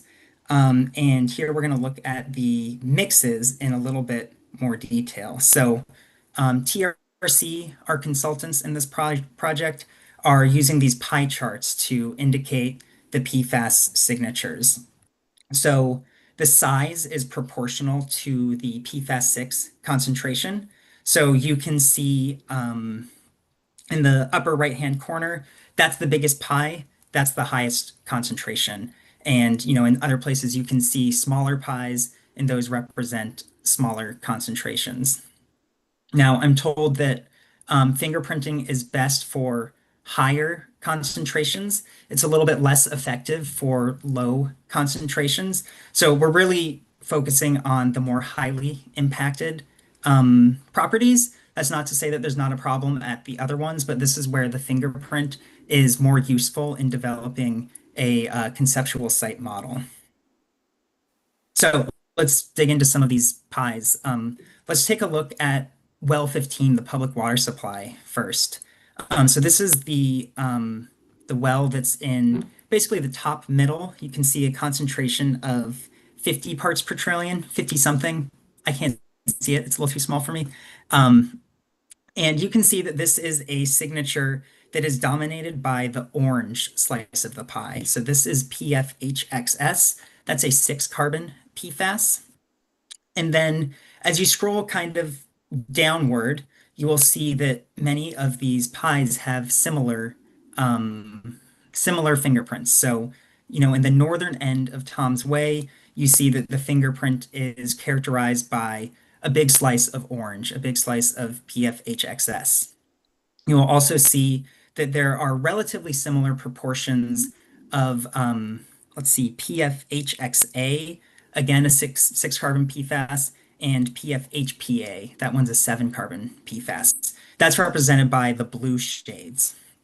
You'll also see in kind of the upper half of this figure, a lot of the striped blue slices are also in a relatively similar proportion. So that's PFHOA, which is kind of one of the main PFAS that we think about. Of course, there are others. And what's interesting here is that you will see that on the northern half of Tom's Way, there's a pretty similar signature throughout, both in the private wells and in the public water supply. So this tells us that the source that impacted the public water supply is the same source that impacted this northern half of Tom's Way.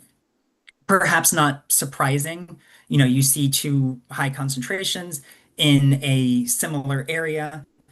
Maybe it's not too much of a leap to think, hey, this is probably the same source, but the fingerprints in this case do back that up.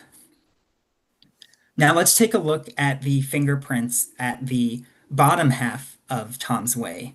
You'll actually see that that fingerprint is quite different. So, there's two big pies at the bottom of Tom's Way, and there's not much orange at all in those pie charts. So in the bottom right, we have a concentration.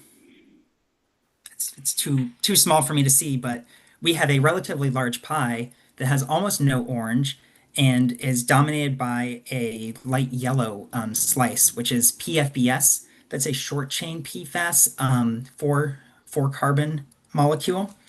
And you will see a larger proportion of PFOA as well. If you look at the left-hand pie, the other kind of big one that's standing out, you'll see that PFOA is actually the most prevalent PFAS in that mixture.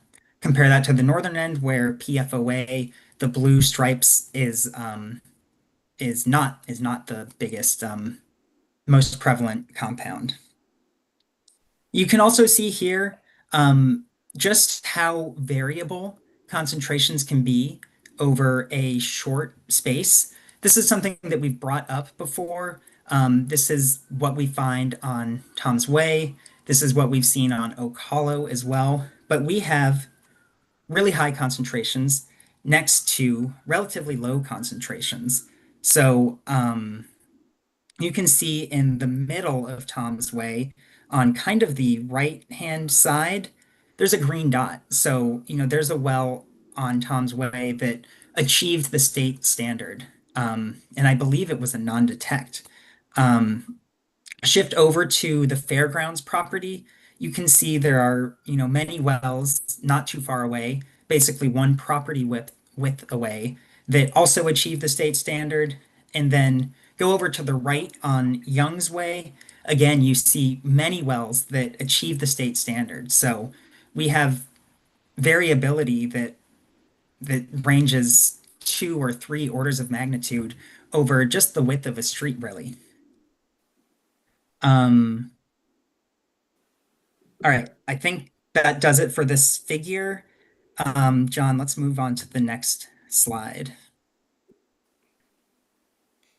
So just recapping some of what we just covered, the fairgrounds investigation, there was no significant PFAS source identified as part of that investigation.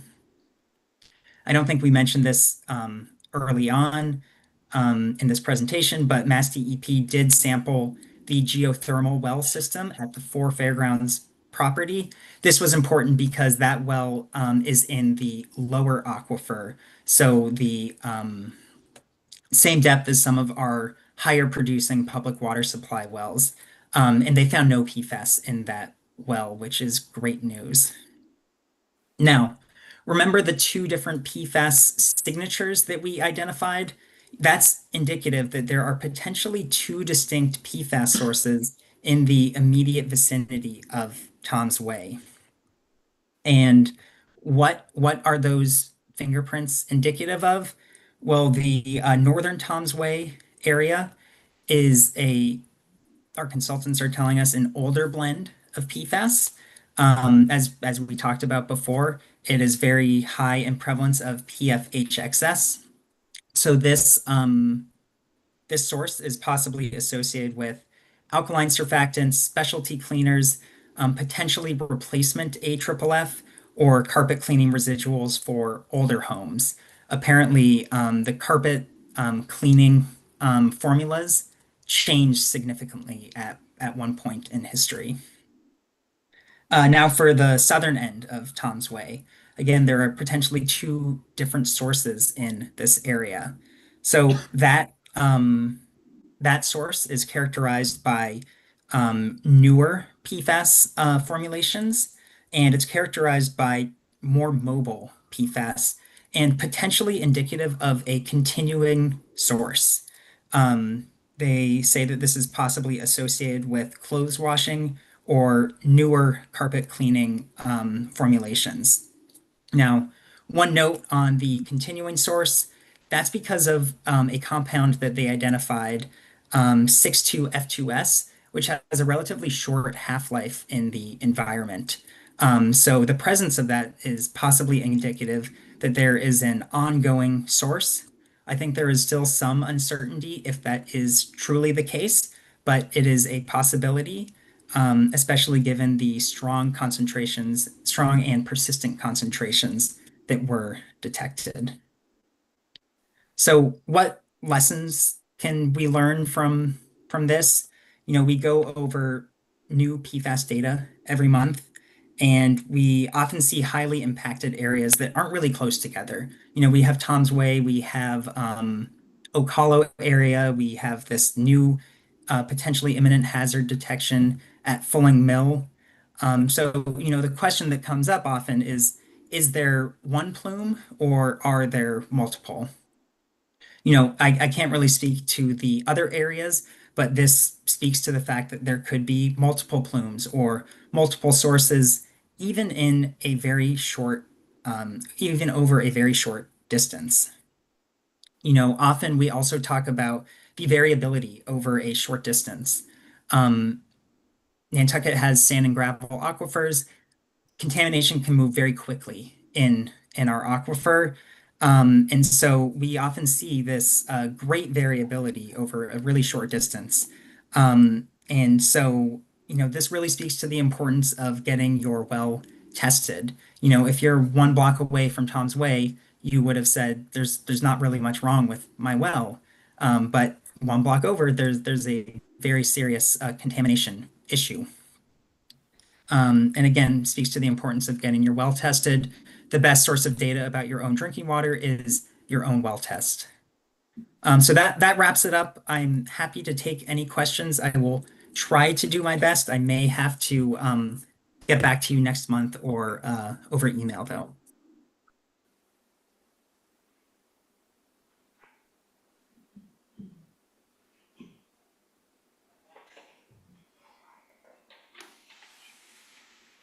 Can I ask a question? I don't know if the board wants to talk first.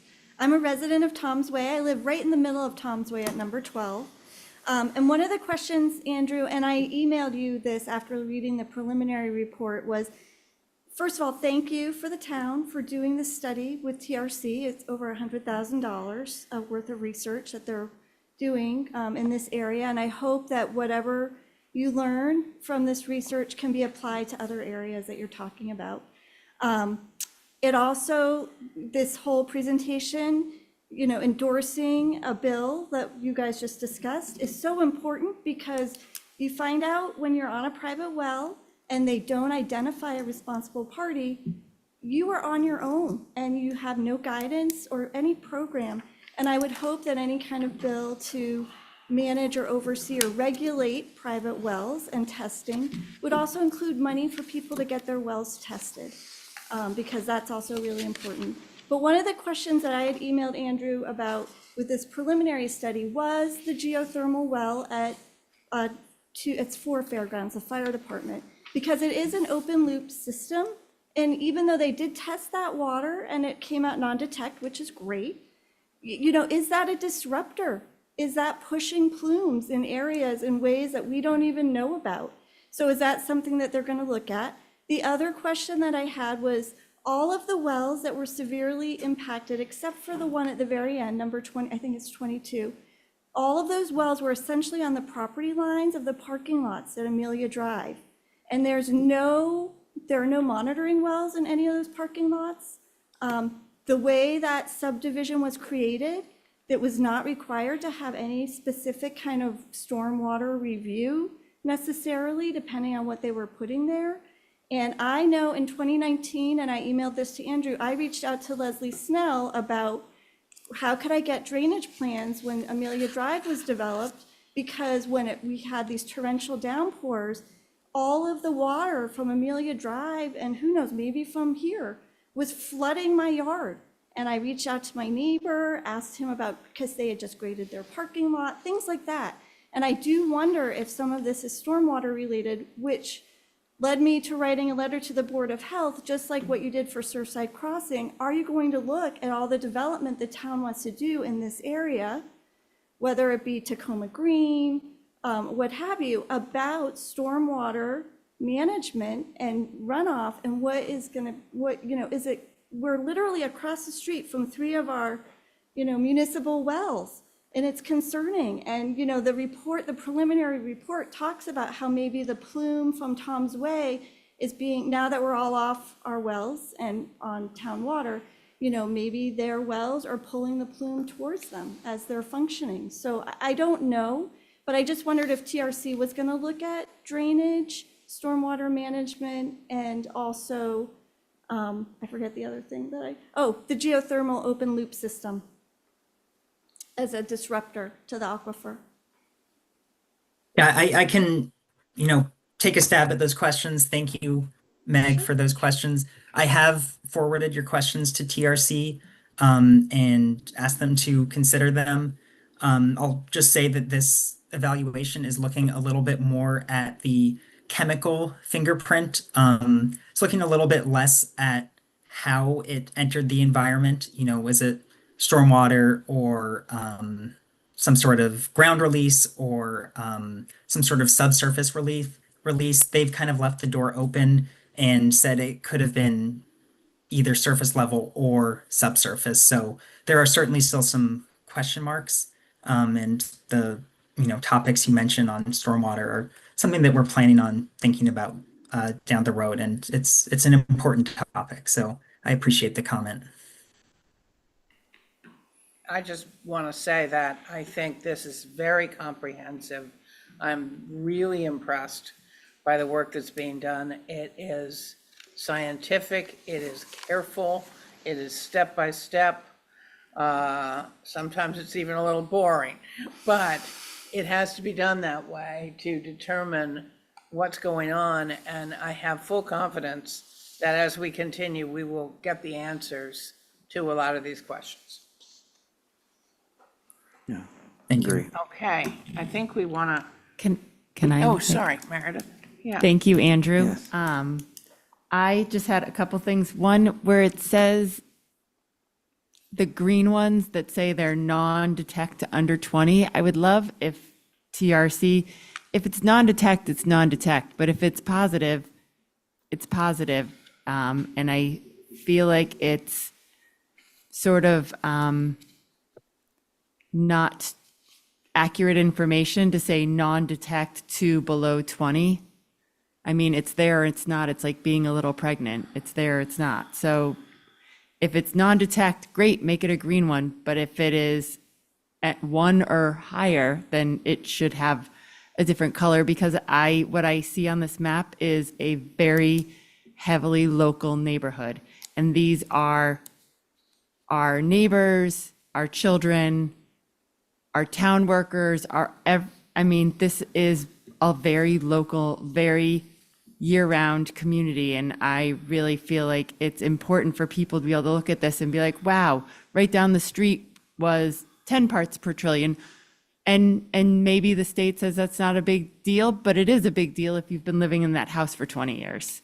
So I just would love to see that. And then I'm wondering what was on this land before where we are, because I feel like I remember hearing or reading that it was like an electric company or something, and maybe there was firefighter foam used or had or spilled, and maybe that was 30 years ago, I don't know, but that might be something they want to look in what this land use was before, because I think that in high likelihood is maybe what affected the people in Tom's Way, since they are literally right there.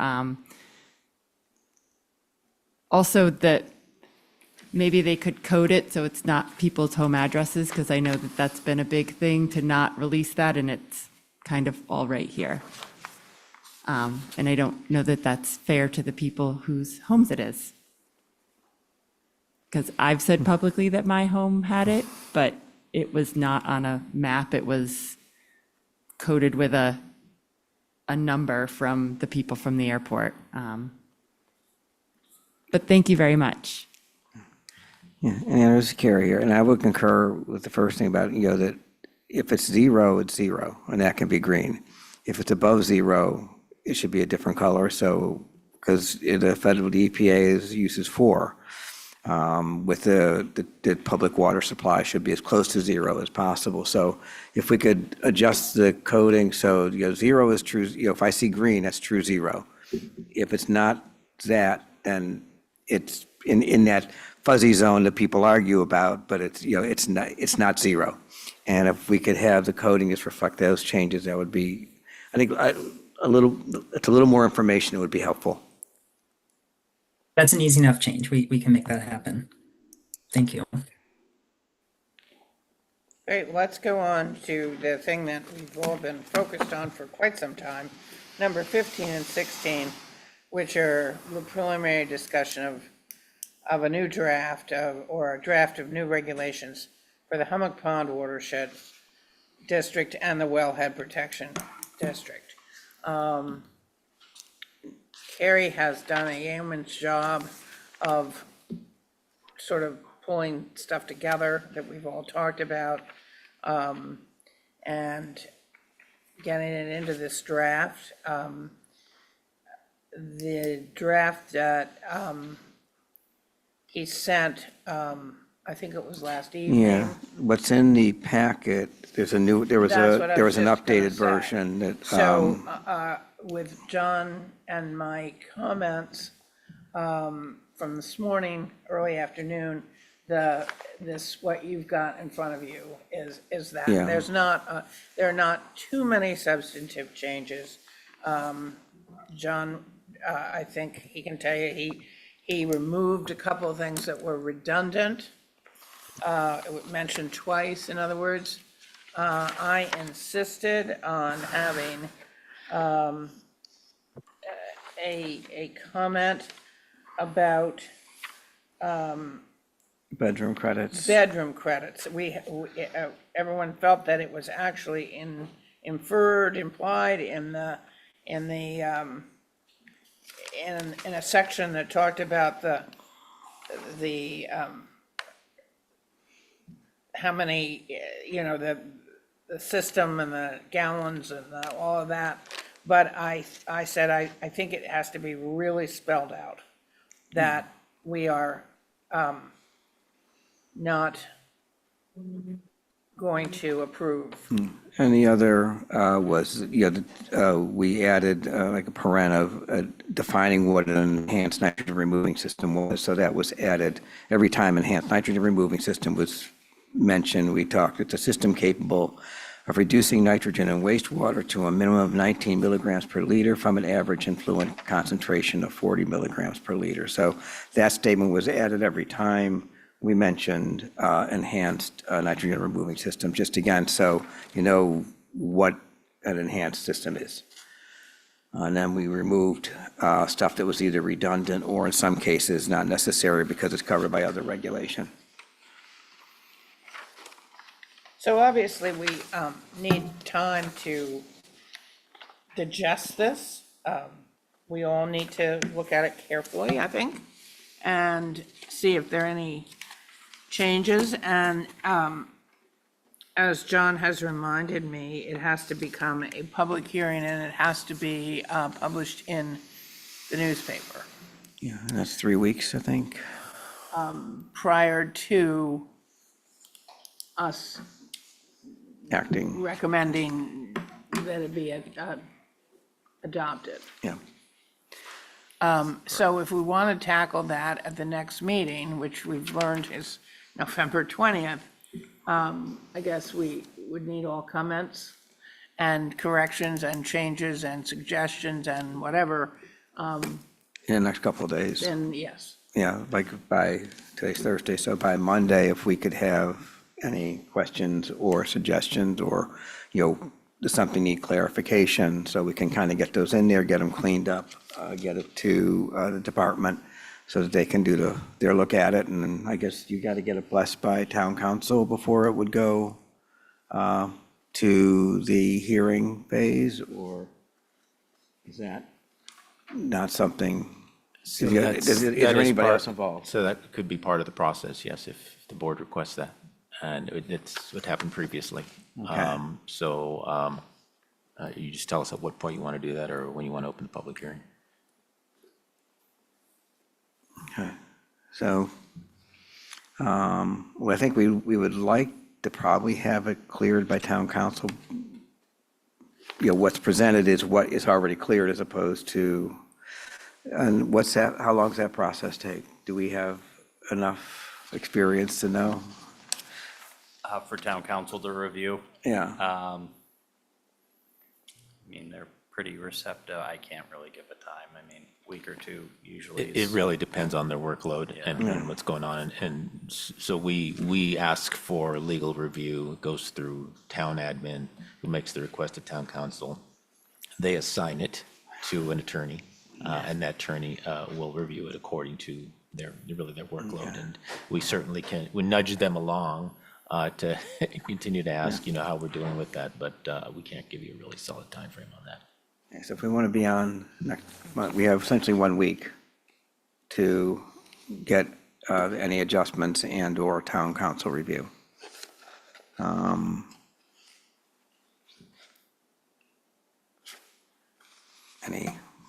That's what we're working on, if we want to have this at the November meeting, the public hearing. So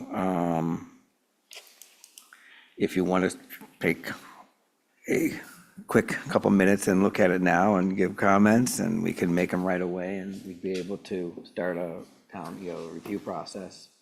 We can do that. So I can tell you that they are very similar, there's small differences, but what we're trying, the goal was to standardize across the 4 districts, the regulations. And one of the questions that came up in discussion was that these might be things that are coming down from the state anyways. So we essentially would be getting ahead of the game by approving these.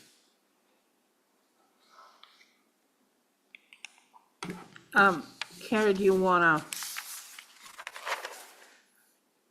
to sort of, as we go through, do you want to tell people where there is a change from how it had been written? Okay, I think I can do that. So, let me think. I got them both here. Let me go back to here. And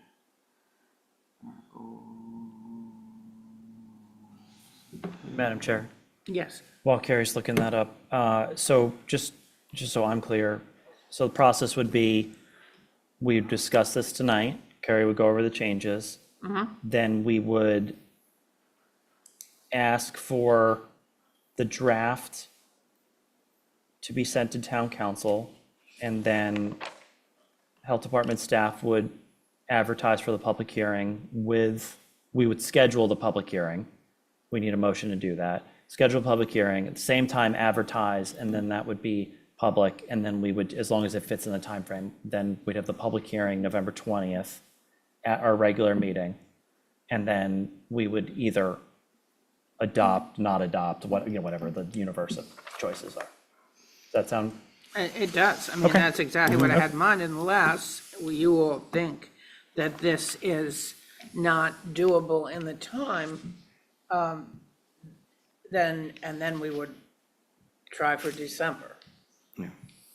Okay, well, Yeah, I guess so I can- Carrie could go over the yeah. changes, and then Rocky or John can say if they have any red flags or whatever.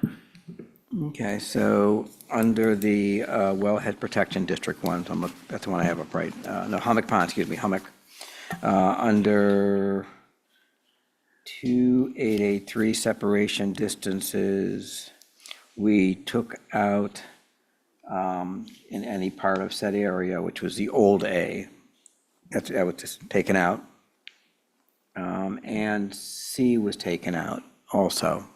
And again, this was based upon feedback from the Department of Health, that these were either redundant, covered in other places, or may not have applied in this particular district. Let's see, system location on So lot. 288-3A is what you're talking about. That was formerly B on the one that is in the minutes.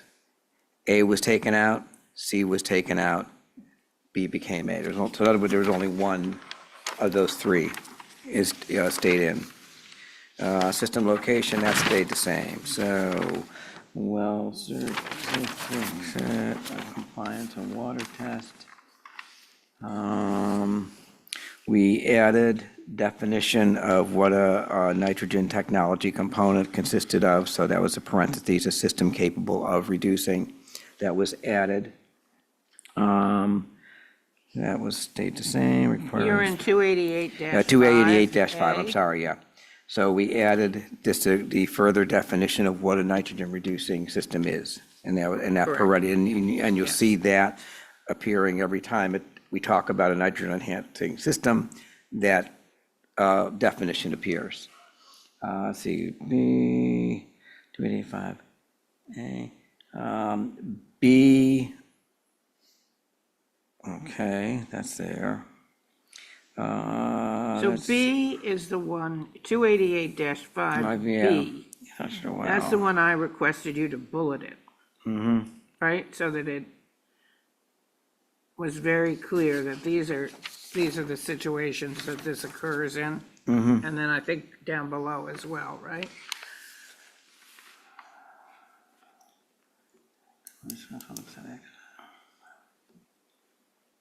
Okay, so on the original well certified 288.5, the old A was taken out, removed. The new A was B on the other one. So again, what was taken out were ones that either did not apply in the situation, or were redundant, or were covered by other regulation. So the no certificate of compliance, that became the new A. 288.5.1, we updated the date, because I had a question in there about how to pick a date. The old date was March 1st, 2018. We updated it to January 1st, 2026, which is when we would think this, we would hope this regulation were to take effect. And then so we updated that date. B, that is the specification of when stuff will happen. That didn't change. 288.5.2. I think I want to say, John and I talked about this earlier this afternoon. 288-5B. Number one is unclear, because it says at or within 2 years of the time of property transfer. It actually does not mean that, according to John. It is at the time of property transfer, unless it was inspected within 2 years prior to the property transfer. Is that correct, John? Yeah, correct. So I think we have to reword that needs to be, yeah. my comment on that would be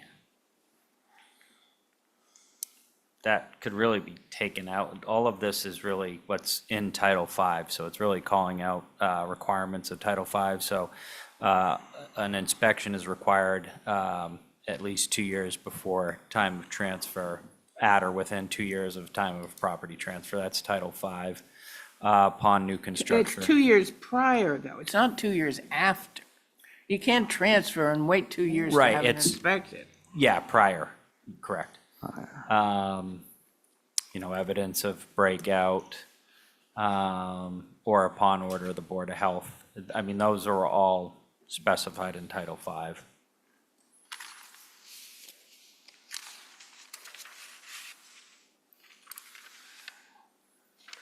Okay, so that would be at time of property transfer or 2 years prior to property transfer would be the correct wording. Okay. Okay, so 288.5.2.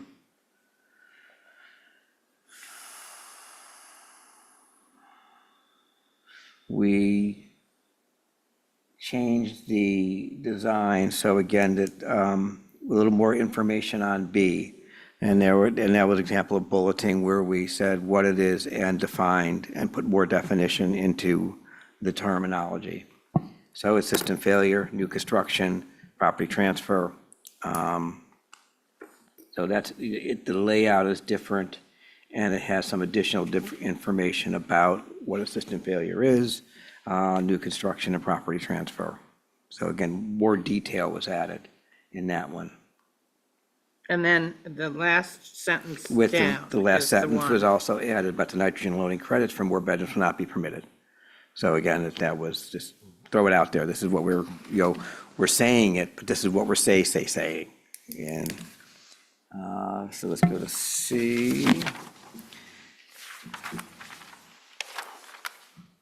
So again, this was expanded, that we included that, again, we mentioned an enhanced nitrogen removing system, so we included that definition. Carrie, C, Yeah, under 288, 5.2. whatever this is, Yeah. C, is that, seems like we're saying this over and over and over again, or is that a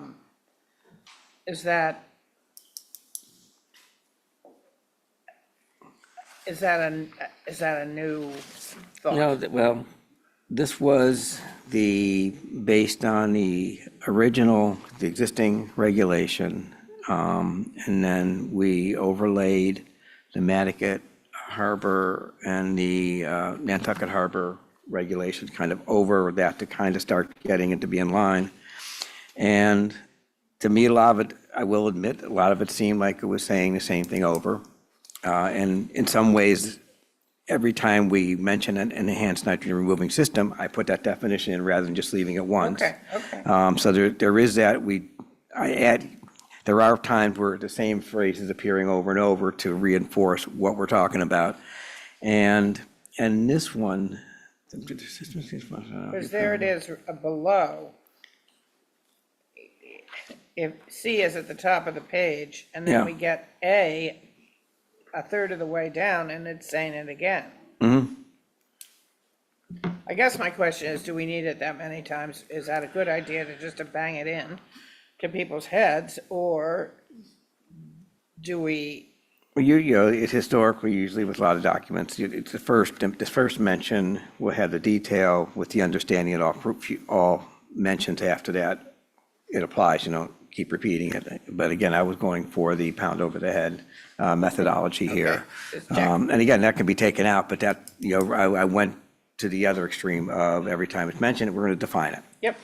And the other part of it is, in terms of some of these, the regulation is, what's there is a lot of what was already there. There is a repetition that goes through a lot of the regulation in terms of repeating, key elements of the regulation. So. Carrie, may I interrupt you? Oh, yeah, please. I was just going to say this is exactly what town council will be helpful for, working on multiple articles for town meetings since I've been on the board.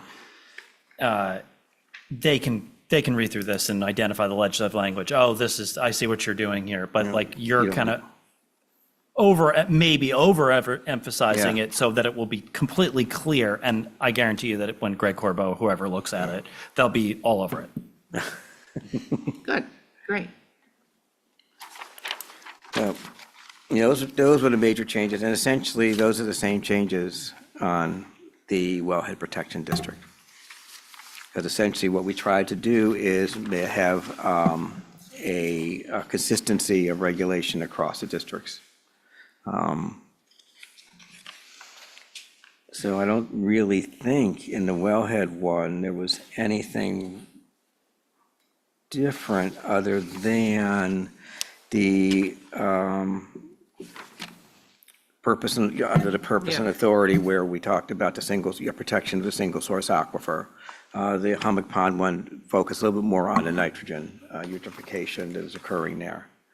But other than that, they start lining up pretty much word for word. I think John knows this because we've talked about it, and so does Carrie. 288-5.4, special variance. I would like that, and the attorney can do it, I think, worded more strongly, because all this is going to do is open the door for them to come back at us over and over again the way they have been. And so I would like to word it such that the only reason you can come for a variance is in some extremely unusual circumstance, and I don't know how to say that, but maybe the attorney will. Okay. I don't think I think the way it's worded here is the same people who've been coming are gonna say, no, let's see if they'll give us that. I mean, I know that, the idea is we want to make it, we want to stop the flow of variance requests that don't seem to be beneficial to the water supply. And that's kind of where we're taking it from. I really, I know we discussed it, I think, in previous meetings, and even as we were developing it with Ann and John, that, we're not the building department, we're not zoning, we're not that. Our concern is public health, and the protection of a single source aquifer is primary. And that's, so that was kind of where, we really made a point to focus on those issues and to try to stay out of anything that looks like it belongs to other departments. Does anyone have anything they want to say right now? Maybe if you were to take it home and take a look at it over the weekend, and if you have anything, get back. Yeah. By the first of the week, because we Yeah. have this sort of Well, we would have to, deadline a little Yeah. bit. and the worst case scenario would be if we can't get the review done in time, it'll appear on December's docket. And then that will be what happens. I mean, if we can get November, great, but, so if people can look, review, and John, do you want me to, or actually, you probably should collect them, because we shouldn't have serial communication between board members. So if you have questions or comments about, actually additions, clarifications, whatever, if you could send them to John, and then I will talk with John, and, we'll sit down and, wordsmith them and clear it up, and then get that stuff ready for submission for review. That's okay. Thank you. You're welcome. My comment about that, maybe Rocky knows, or Tom, or I have to check in. Kind of think at this point, if we start emailing back and forth with board members making comments, it's kind of serial dialogue as far as not being in an open meeting. Well, that's why if we send, if everyone reads and they send you a comment. Right. Is that? I mean, Should that be considered a serial? Go ahead, sorry, John. I mean, you can send me comments all day long. I'm just thinking when it goes towards, something the board is going to collectively vote on being put together, but I can talk with Rocky, or if Rocky wants to make a comment and get clarification on that. It just seems we're kind of going down the road a little bit here with comments and everything, and perhaps might be better suited in a meeting. Yeah, and I guess I feel as if there's substantive comments that need further discussion, that's when you're dealing with the back and forth with different board, and that's when it becomes, I think, an open meeting issue. But if it's just like well, I mean, we'll find out. John and I will talk about, I think if it's just clarification, or just you missed a date here or a period there, then I think that's the kind of stuff we can just incorporate when we get it. And if, Carrie, you say it's, good to go based on that, then we would send it That's what we to. hopefully do. Yeah, This is 90% But- of the way there, and it's just that, I know there's an extra parenthesis someplace. I found that already. So if we can send our suggestions for clarification or whatever to John, are we violating anything by doing that? We'll confirm for you, and we'll send an email out to the board, basically, just with the guidance that we get, because we want to make sure we get it right. Okay, good, thank you. Okay. We have the director's report, and I have a comment on the director's report. starting next meeting, I would like the director's report to come first. Because I think the director's report is one of the most important things that we need to hear as a Board of Health. I honestly do. What is the state of the health on Nantucket? What are the problems? Where are we seeing issues? What's going on here? And to have it last when everybody is anxious to get home to whatever they need to get home to, I don't think is a good idea. So I would like to suggest, if everybody's okay with that, that the director's report go first in the future. So, You okay with that, Rocky? Oh, I'm fine. I'm just waiting for you all to weigh You in. have a comment? You're the chair. You can, you don't need to ask us. Well, no, but No, I know. I just think it would be, I mean, I think. I totally agree with It's you. something that sometimes we almost forget what we Yeah. are here for. so could, And it's not always just to figure out people's septic system. yeah. So could it be, so we would ideally do it after, so we do the public announcement, public comment, approval of minutes, and then director's report. Once we've got. I think so- that's a wonderful idea. And that would be, that's it's really a really good, good idea. because I think it helps set the tone for I the do too. meeting, Yeah. which is important, so. Yeah. Yeah, that sounds fine. Okay, so let me just start with, I guess, the state of COVID, flu, and RSV on the island. You know, as you know that we are doing wastewater surveillance. It's got those data is coming in weekly, and so far, so good. COVID has been very low, so has flu. We've had a couple of spikes during the summer, particularly of COVID, not much of all of flu, and we're checking for influenza A, influenza B, and H5N1, the bird flu. So all those have been zero to non-existent, or non-existent to very small, and same thing with RSV. However, we're now in the fall season, and this is when we typically start thinking about flu season, and as you know, or may have heard that the vaccine clinics are started up. We now have federal guidance and we have state guidance on who should get the vaccine. So we're abiding by that. The health department has vaccine now. We just got it recently. The hospital had a flu clinic on October the 4th. Stop and Shop had one yesterday. It was both flu and COVID. Yesterday, they had a nice showing. We were down back and forth just to see how things were going and trying to coordinate with them as to when they might be coming back to the island, if at all, because they haven't done this previously. On the Vineyard, they have the Stop and Shop pharmacy, and so that's where a lot of the vaccination occurs. We don't have that here, so the fact that they're willing to come here and set something up in the parking lot of Stop and Shop, although it was a pretty windy day, is great, and so we want to continue to coordinate with them and find out what their plans are moving forward. As far as ours, we're going to be at the Senior Expo this Saturday with flu and COVID. And we will also have a vaccine clinic, which will be advertised in different areas on the 25th, which is not this Saturday, but the next Saturday, and that's going to be at the elementary school. Again, flu and COVID. And that one, unlike last year, we're going to try and do it. We have to do it on our own. Because we don't have the support that we had last year of having a contractor come from off island and really just run it for us. So in the process of getting some more volunteers, if any Board of Health members are willing to volunteer, we would love to have you. You want to do it?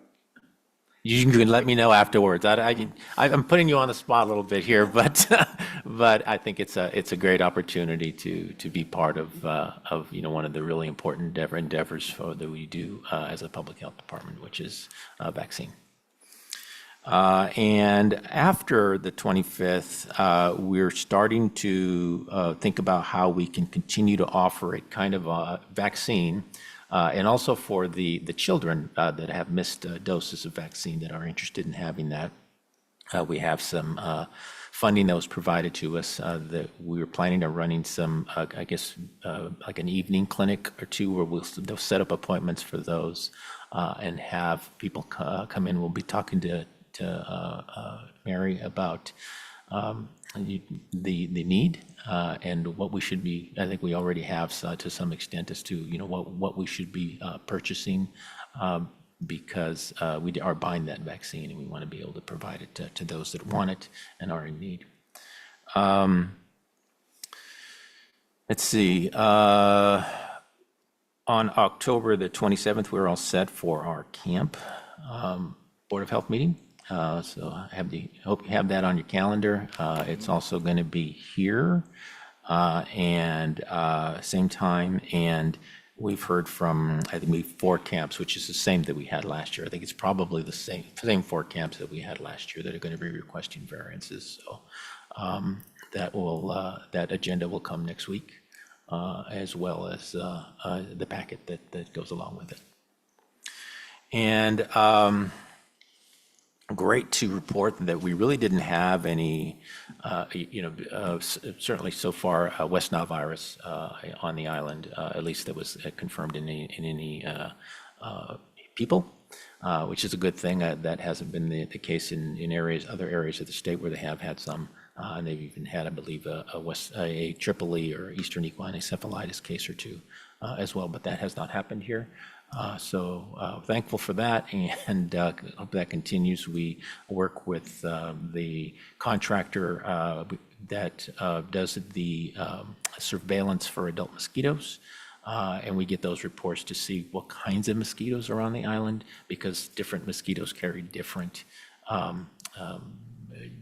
parasitic diseases or diseases, and so we want to make sure that we are aware and prepared for that. And I think that's primarily what I wanted to cover tonight, unless you have any questions. I just have a comment. I wanted to thank you. You forwarded us the webinar for boards of health. Yes. That I listened to. Yeah. Excellent. And I will continue to do that. Thank you. Yeah, I will continue to do that. Any opportunity that I see, particularly there are some trainings that are, they are really targeted towards the Board of Health. And so there was one in person last year. I think it was January or February. I don't know if they're going to continue that, but we keep an eye out for that, and we'll continue to forward that. Certainly encourage you to take part in any of that training, in addition to some of the training we need to do around open meeting laws. And I think we had that last year in December, so I don't know if that's going to occur again, but it's always good to have a refresher. But yeah, happy to continue to do that. Yeah, thank you. There has been a lot of talk about the police department receiving some money, a grant, that they're going to use to, if I understand it right, and I don't know if you guys know anything about this, to test drugs or suspicious, not medicines, but actual illegal drugs, to see what they really are.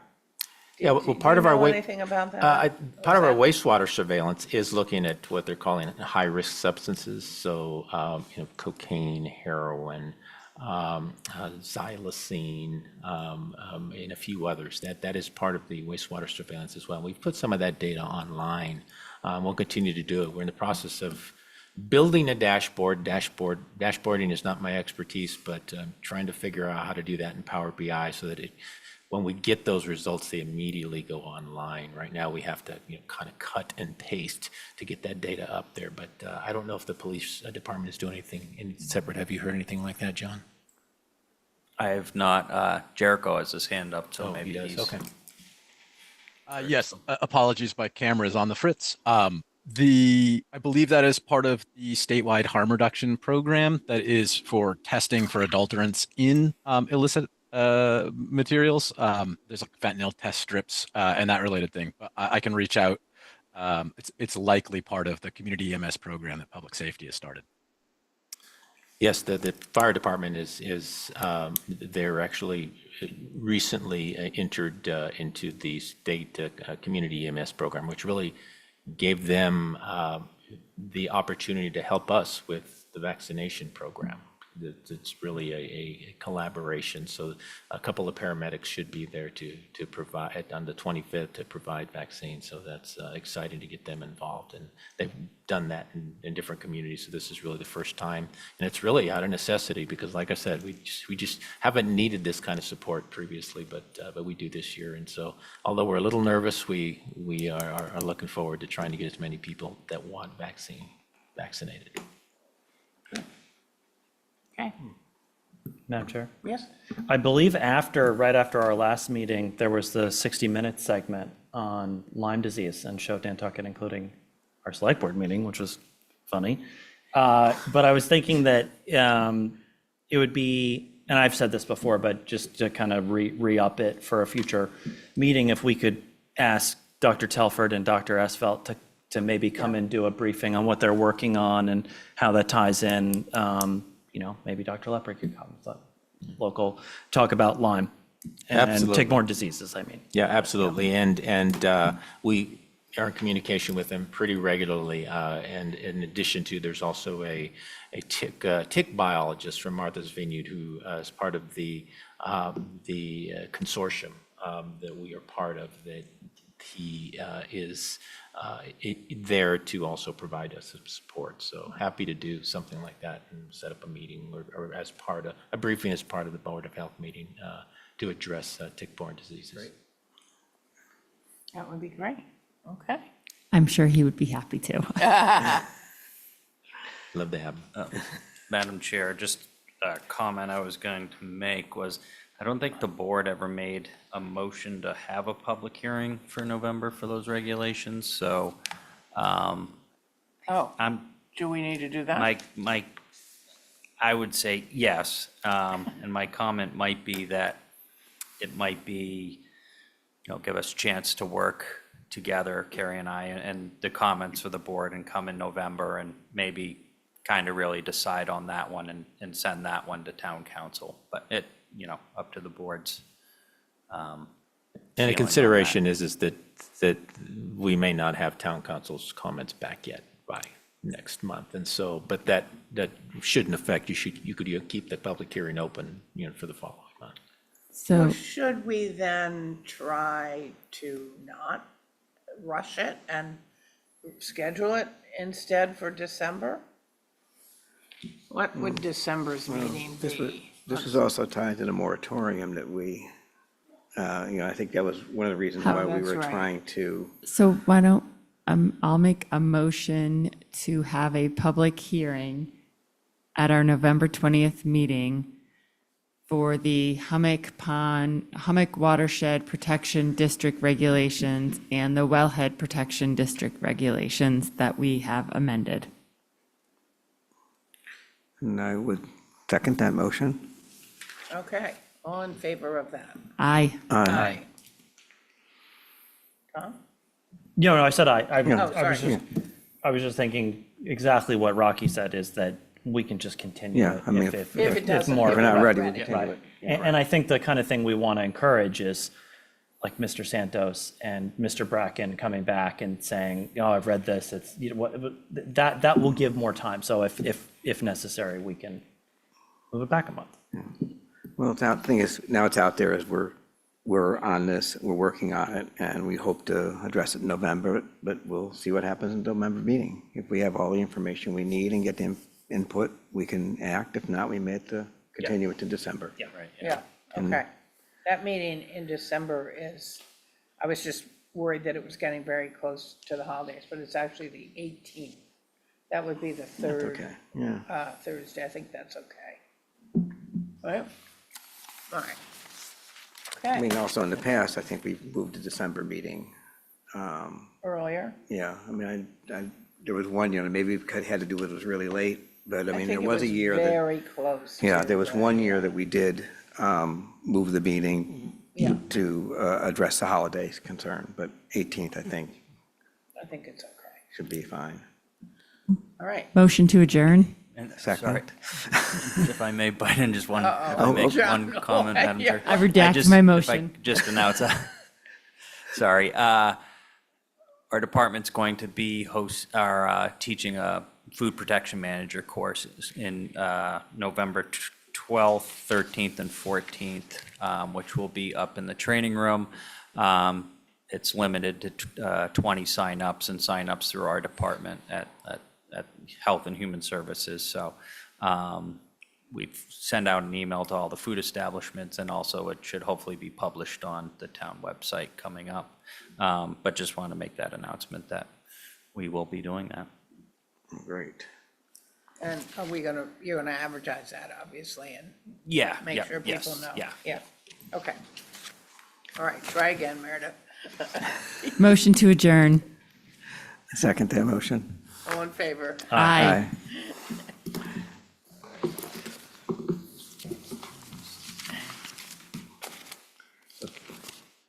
Comments to me.